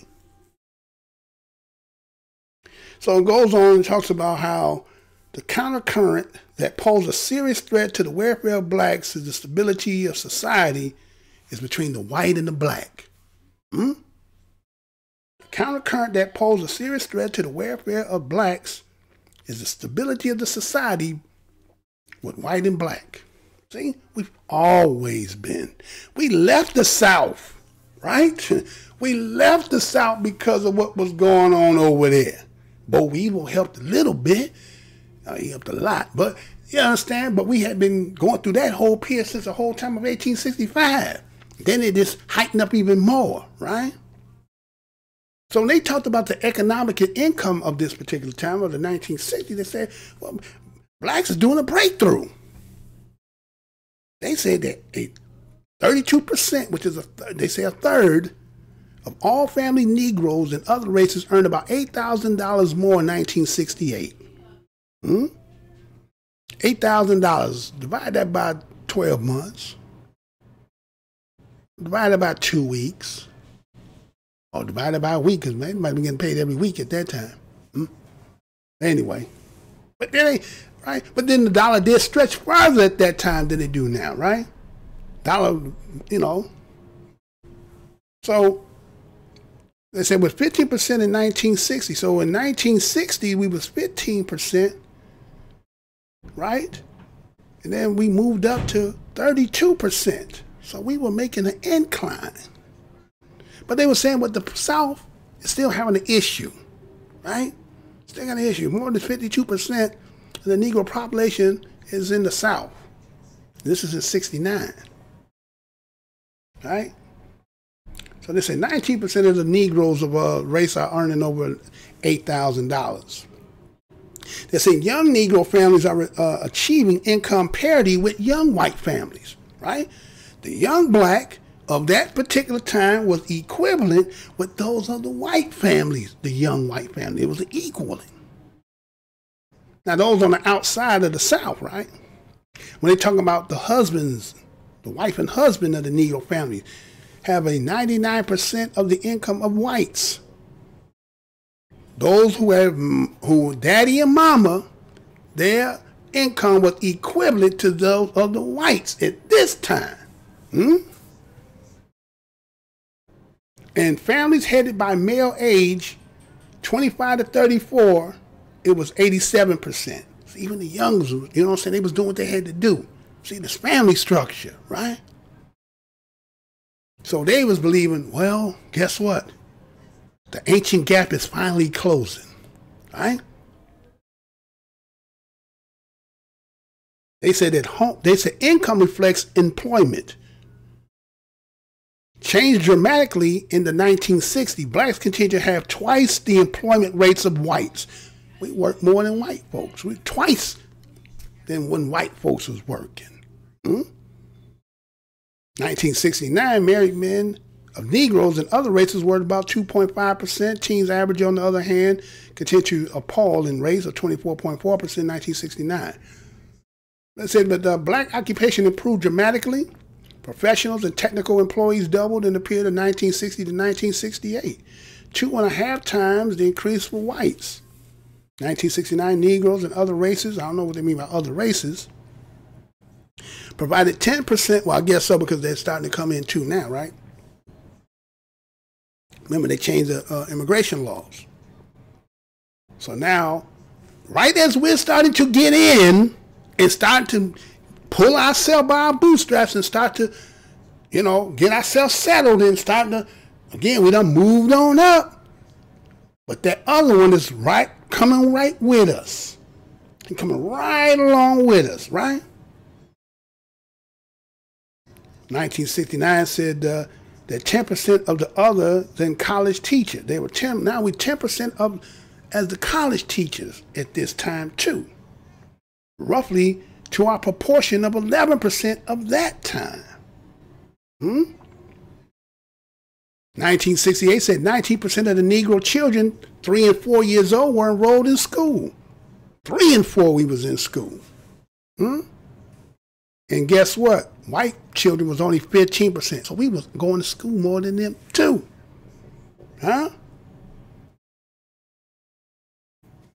45% of the Negroes of 18 to 19-year-old were in school, almost the equivalent of white proportion of 51%. Toe to toe, blow for blow, what's going to happen? Let me say that again. Toe to toe, blow for blow, what's going to happen at this pace? So Negro college enrollment rose 85% between 1964 and 1968. Let me say that again. Negro college enrollment rose 85% between 1964 and 1968. So by the time there was 434,000 Negro college students. Full-time university population greater as Britain had 200,000. We had 434,000 in college between 1964 and 1968. And they were saying this educational achievement, this ain't no exaggeration. This is real talk. This is facts. So only 16% of Negro high school seniors have verbal test scores at or above grade level. See, we're still having problems. They say verbal tests. Now again, if you're doing something that is natural to your being, it's natural for you to do it. Somebody who is not of that, who has to somehow learn how to do that, get their brain, and then maybe, we have more bass. So, sometimes you be talking to people and they be like, excuse me, I didn't hear what you said. I said, huh? You be like, I know you heard, because I can hear what I just said, right? But they say, well, you have some problem with your diction, the way you're speaking, you're not fluid in the way in your articulation, so on. Okay, they're having problems with that. Okay. But they say, guess what? Even with that, blacks were still staying in school. Then they talked about the head of the family. Said this problem does not get better. It gets worse. Now check this out. 1969, the proportion of husband and wife families of Negroes and other races declined. Something happened now. Something done happened. So 68.7%, right? They say declined to 68.7%. Something was happening. You know what it is. People were coming from the South, moving up north, kid in the candy store, seeing other opportunity. You know what it is. Opportunity, right? If you got opportunity, sometimes you can make the sacrifice. I found me another little honey over here. I don't want to be arguing with you about this, right? So, left here and going over here. So breaking up families and so forth, right? But anyway, but it also could be also economics, because see, there's another dynamic that's happening too, is that, you have people having a hard time places to live. I mean, we still have a red line, right? They making these areas. Now, a lot of people think that black people originated in the projects. Like they built the projects and then black people was there. No. White folks was in the projects first. Let me say that again. They didn't build the projects with you in it. They didn't build it and you was in the first tenants, right? You was the one that came in after that. And then the conditions and all that changed and depleted and nobody put no money into it and then it ran down, right? Due to the simple fact that what was happening is they were seeing these reports and they were seeing it. So somebody had to throw a monkey wrench up in here, right? Now, again, this other thing is slowly bringing itself to the rear because they're coming in too, right? So they say that, they said the problem of Negro poverty is the problem of family-headed families. Let me say that again. The problem of Negro poverty is the problem of the female-headed family.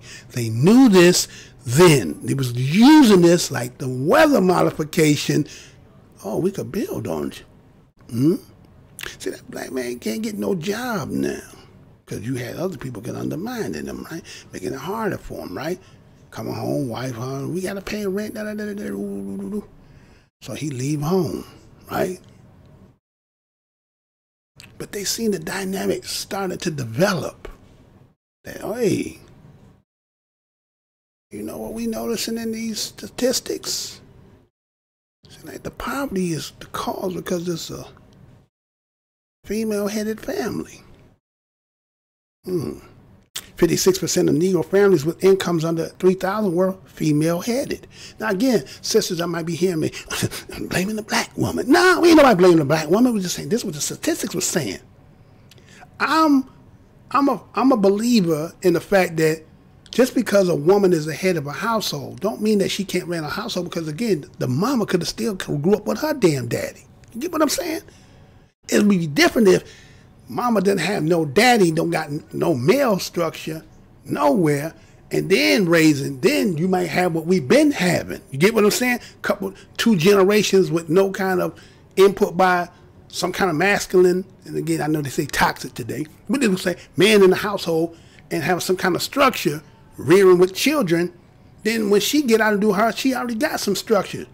You know, the father may not be there, but she got some instructions coming from her father. So there are situations where a woman can be head of the household, but it would be more sufficient and more beneficial where both was there. And they start noticing that already early at this time. Okay. And so they were saying that the first time the numbers of poor Negro children and female hit the house, right, there was 2,241,000. 2,241,000 female-headed households versus the family that had 1,947,000. The single mother was out, they were outnumbering the family structured house. Huh? So, based on that, you a strategist, what would you do? What would you do?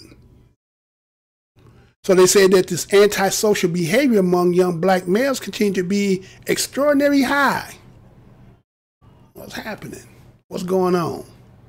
Marvin Gaye, what's going on? Something going on, right? So they say, apart from the fact of the white racial attitude, well, apart from that, yeah, we know white people out there hating them and they're going, we know that part, okay? Besides that, but these young black guys out here, they're getting extraordinarily angry and all this stuff, huh?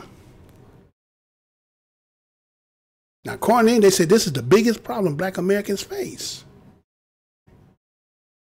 In part, it helps shape white racial attitudes. And they say, now again, the white people hating in them and being racist toward them is helping shaping some of this. And then the dynamic of the poverty to being a home with the single, this is helping to shape this in some kind of way, right? Right? Now, they say that this is written in this report. They said black Americans injure one another because blacks live in de facto segregated neighborhoods. Let me say that again. Black Americans injure one another because blacks live in de facto segregated neighborhoods.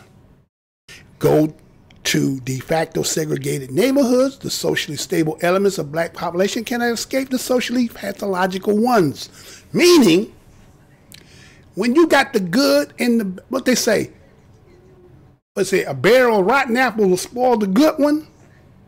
So when you have a bunch of bad, you can have a barrel of good apples and have a couple bad apples and the whole bunch gets spoiled. Is that what they say?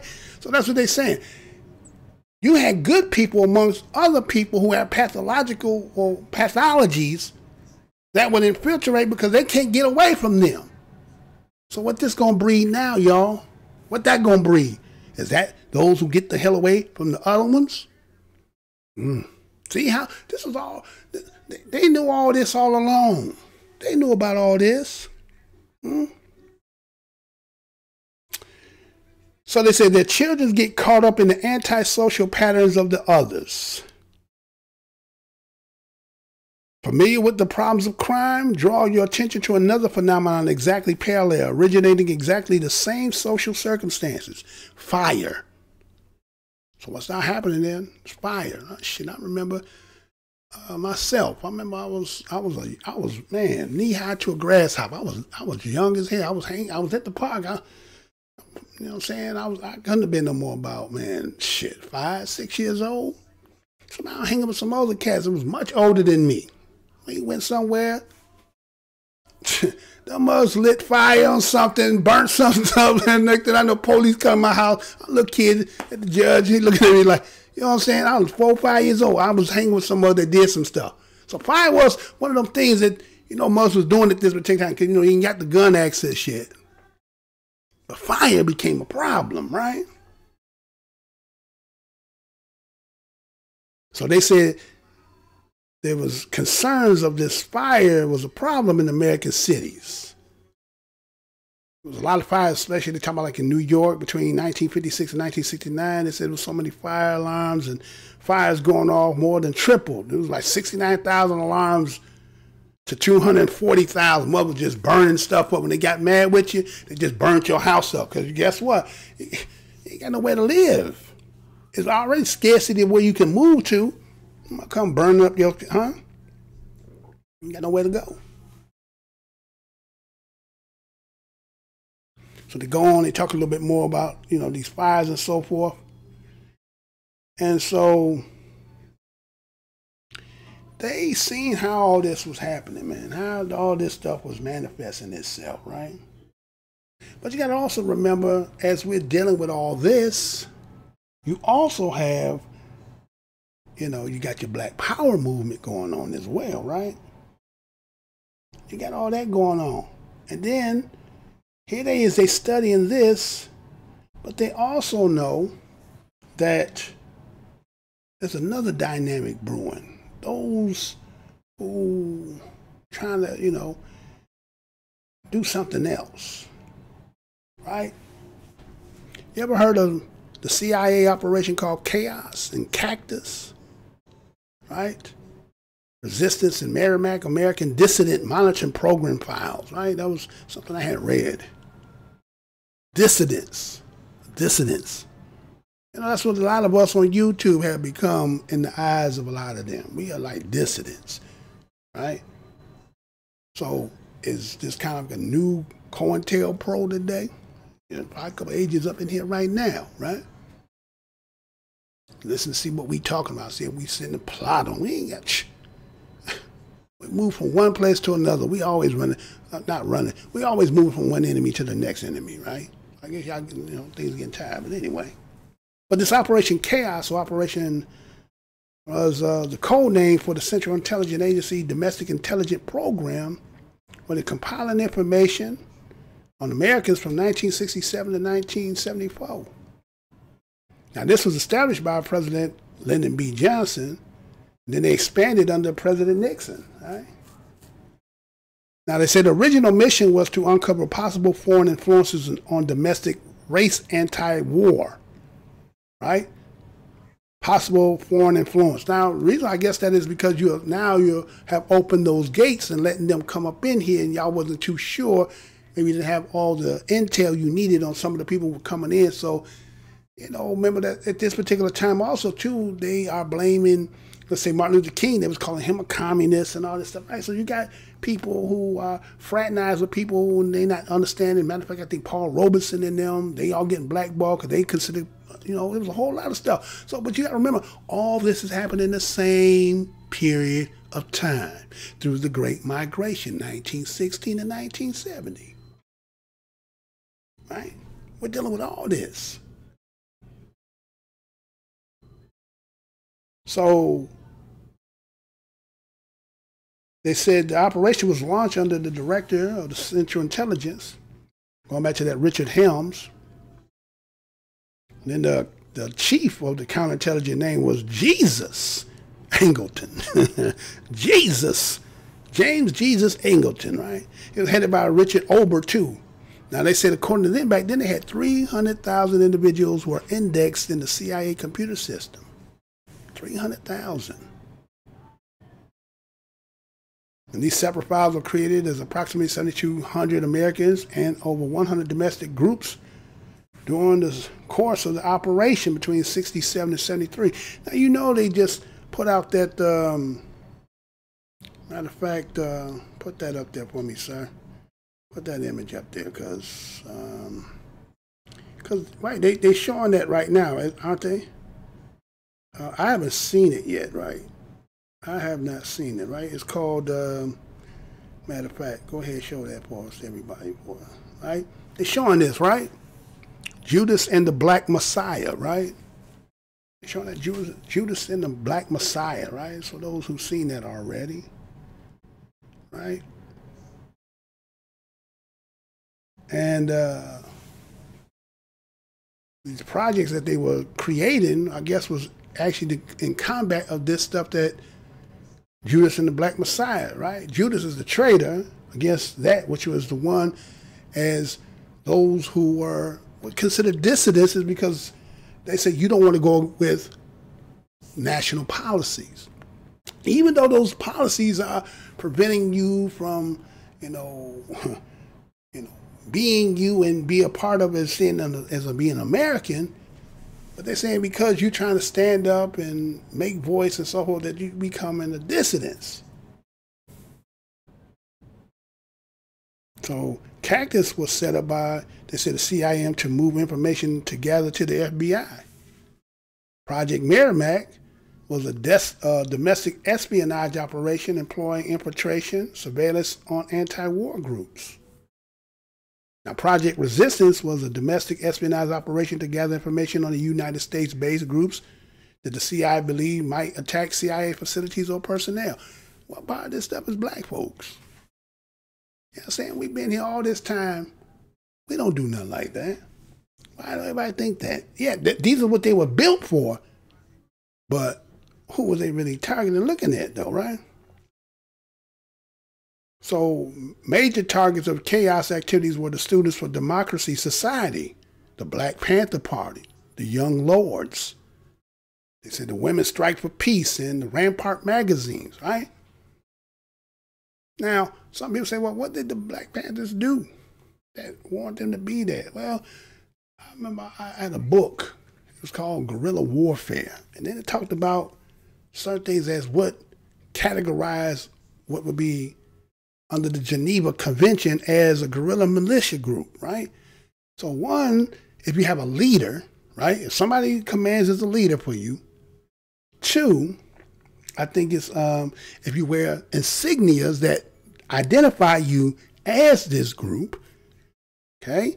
Three, under the protocols of the Geneva Code, right, that you could be classified as one. That would be determined by those who are going to come after you, right? And four, if you brandish your gun openly.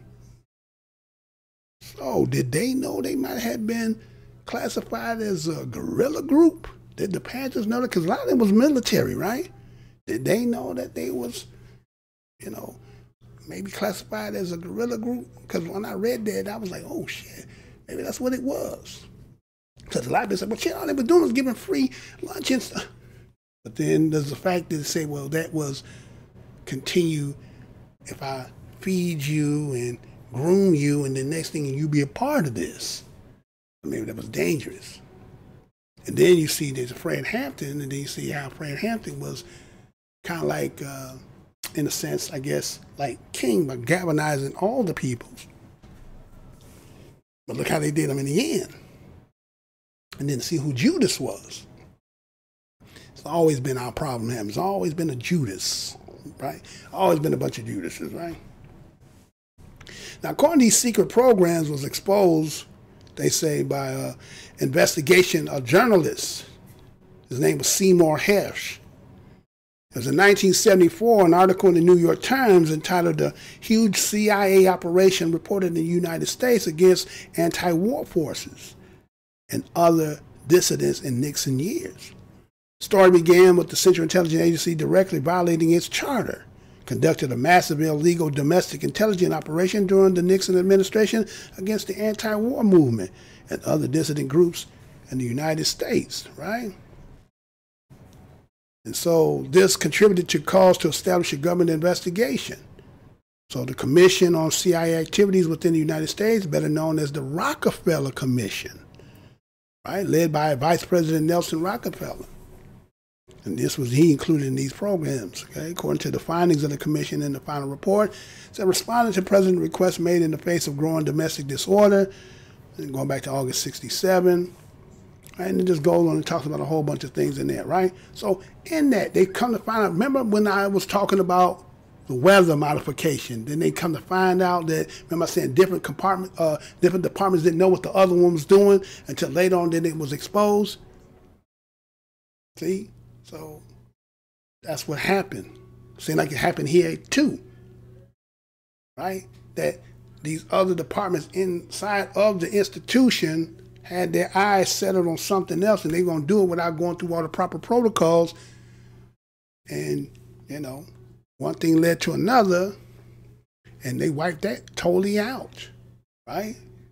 Locked a lot of them up. A lot of them ended up being dead. And then as I told you earlier was this, right? Then I just show y'all that who wrote the 66666 HR 6666 bill? Huh? Right? He got away, right? He got away. Now he part of them, right? Right?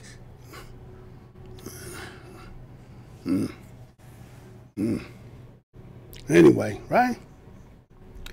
So, you know, we got to look at it and say, you know, people try to say that, well, we've been here this whole damn time. We could have been, we've been fighting the whole time. We just left from one enemy, came up here, and then we became another person's enemy, and we've been this whole time. So we ain't never really got our feet planted well. Now, individually, there have been some of our people who've gotten certain, you know, trinkets and pulled themselves by their bootstrap, but as the totality, nah, man.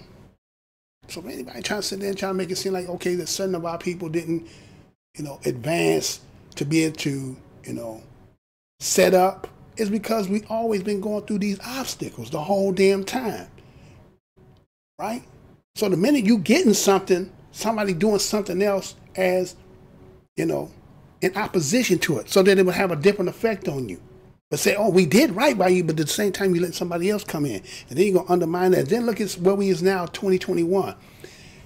How can we be sending in, well, I ain't going to say we. I'm just going to say those who doing it.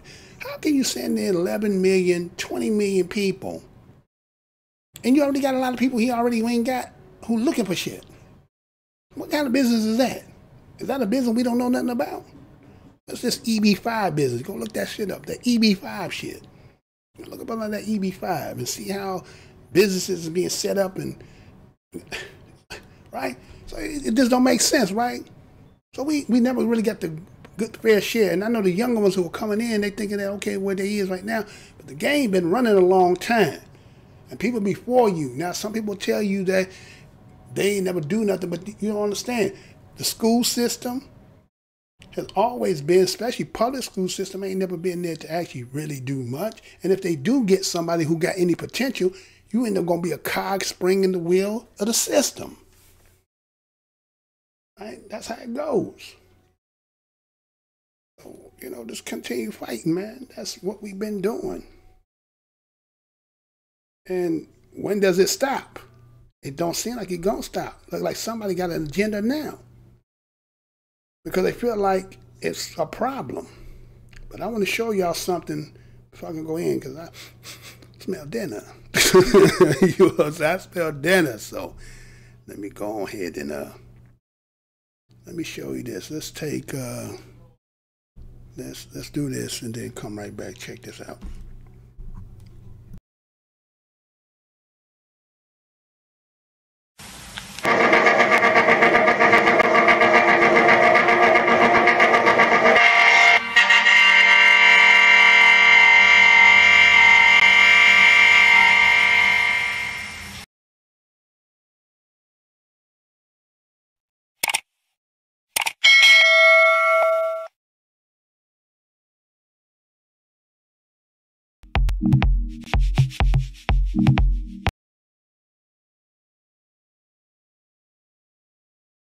All right, we are back, right? So, boy, man, okay, I kind of hear what you're saying a little bit, but it didn't sum up, it didn't add up. Well, I'm going to show you this as I get ready to end this. Let me show you something. Okay, we've been here all this time, been fighting this whole damn time. And, you know, some people are optimistic about things, and then some people can see what's kind of coming. And why is it coming is the thing. You got to remember, I did a video April 1st, 2014 with about almost 300,000, and they cut it out. And then they didn't just, people talking about shadow bans. This worse than shadow bans. They putting a copper band around a tree so it can't grow. It's all right. It's only meant for those who come across it here. It's all good. But let me show y'all something. Okay? See this on your screen here? It says countries in the world by population to 2021, right? Now you see on your screen there, you see the top 5 countries in the world. Population.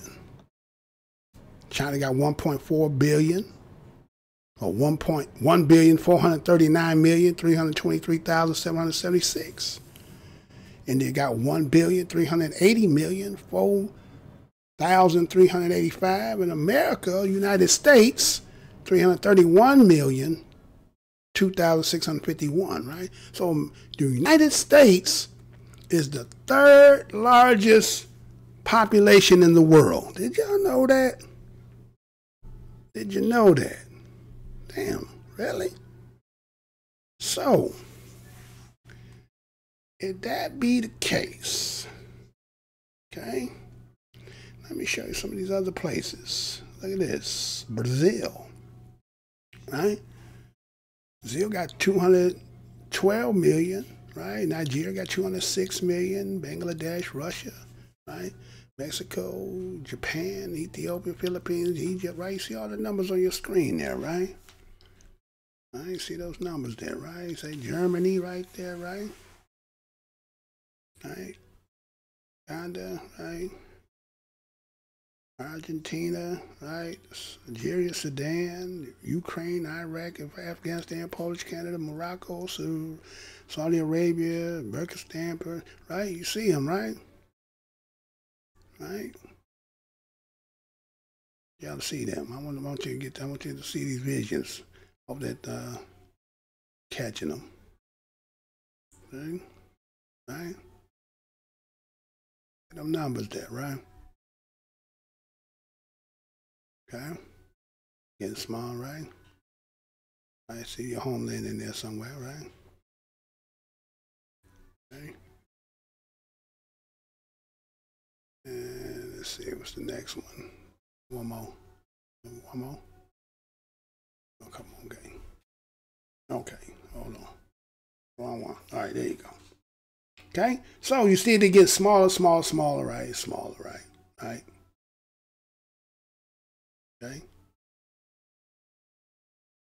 Right? All right. Now, I could go, let's see, well, I'll go ahead and show them all. All right, let me go ahead and show them. Somebody might want to know where their country is in there, right? See this, they might say, hey, where's my country? Okay? You have to go back if you really want to see a study, but you have to come back. Just make sure you see them, right? Okay, so that's the end of, right, the 213, right? St. Martinton, right? Now, let's see, which one is it? No, go back more, go back. Okay, yeah, about right there, that's good. Now, you see in there, Argentina, Algeria, Sudan, Ukraine, Iraq, right? Let's say, Black Americans is about as big as those countries. Think about it. Black Americans as big as Argentina, Algeria, Sudan, Ukraine, Iraq. So we're a country inside of a country. You don't think that's a problem? You don't think that's a problem to somebody? You don't think you might be a thorn in somebody's side? And then there's, let me show you this. Let's see, okay. Then there was this metropolitan policy program that was showing population, change in U.S. population from 2010 to 2019. Look down there and see the white one hit. Look at all the other races. Okay. Now, I see the Hispanics and Latinos got 10 million, but I think a lot of that might be immigrating in, right? Right, that's all that's immigrating in. Look at, you know, right? Black people got 3,221,000, right? Right, but the white ones ain't growing. Not a lick, right? And they showed something like, this here was showing you breaking it down to generations. Gen X got 19.9% of the population, right? Millennials 22%. Gen Z 20.3%. Baby boomers 21.8%. Right? Then it was this one showing, right? Racial profile by generations, right? So your pre-boomers of the whites, they got 77.7% that are pre-boomers. Now that's, you know, right? And then baby boomers 71%. 59, right? So pretty much they're an old group. Got a lot of old people in their group, right? So it's that Gen X and millennial, right? And then, you know, then if you look at, you know, blacks, they say 13, 12, 10 and boomers and 8, right? They got Hispanics 25. So, right?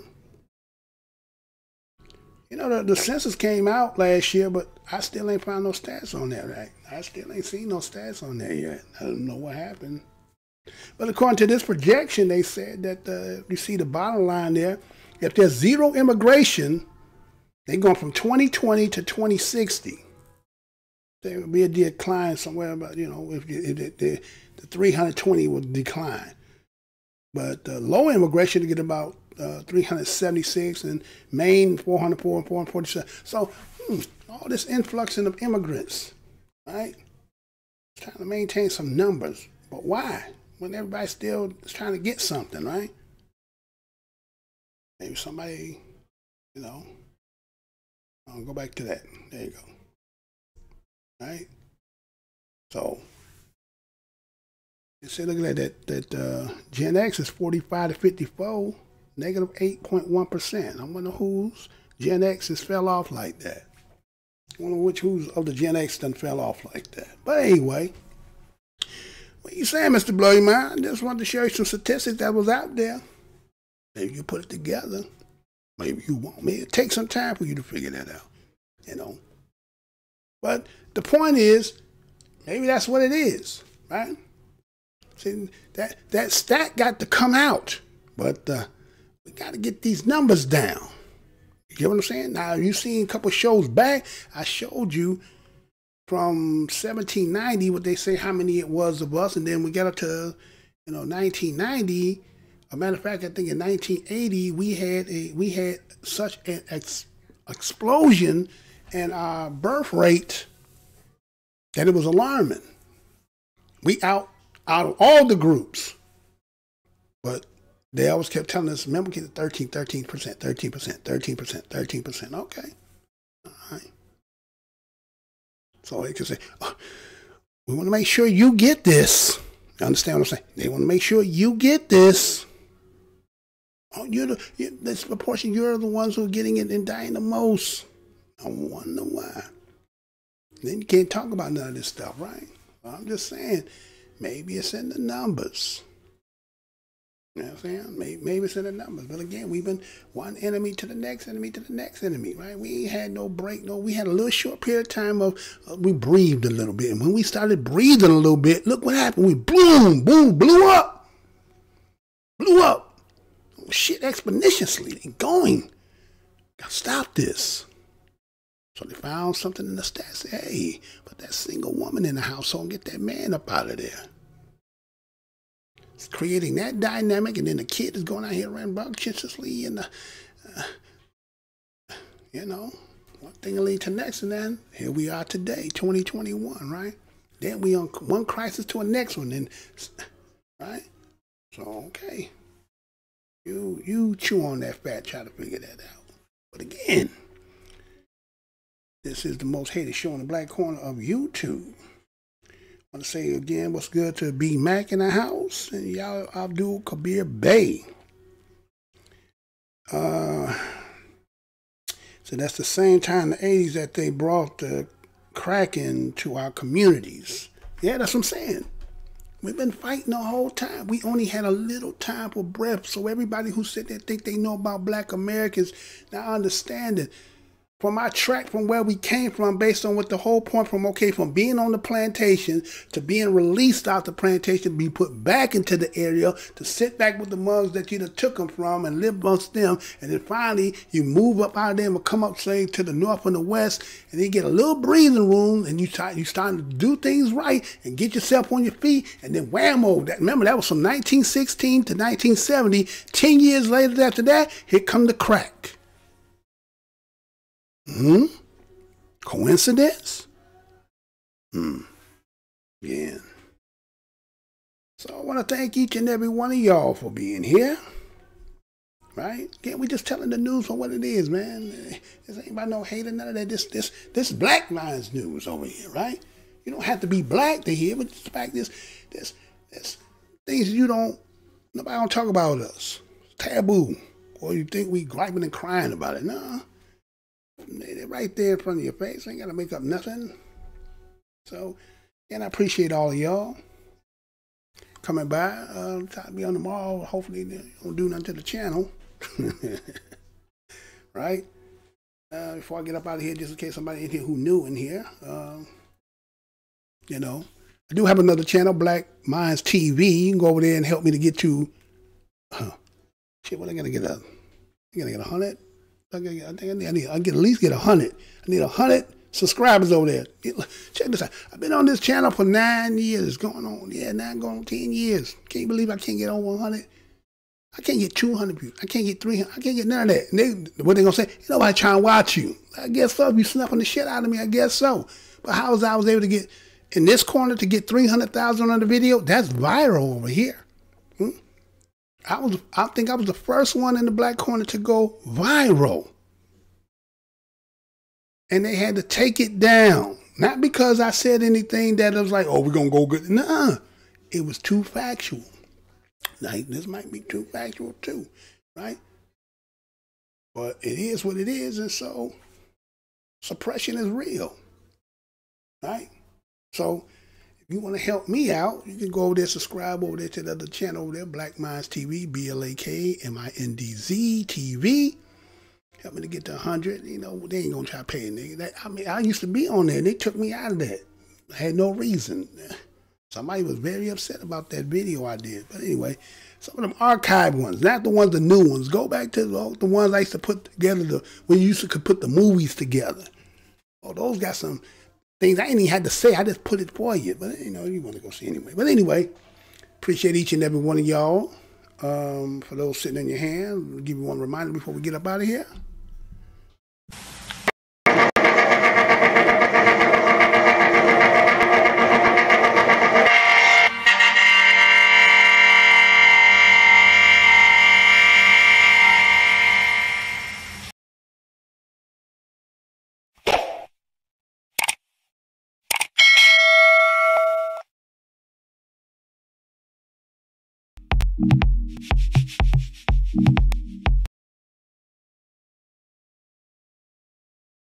All right, well, again, Black Minds News, I'm thanking everyone to y'all. To the next show, y'all. You know what I got to do over here.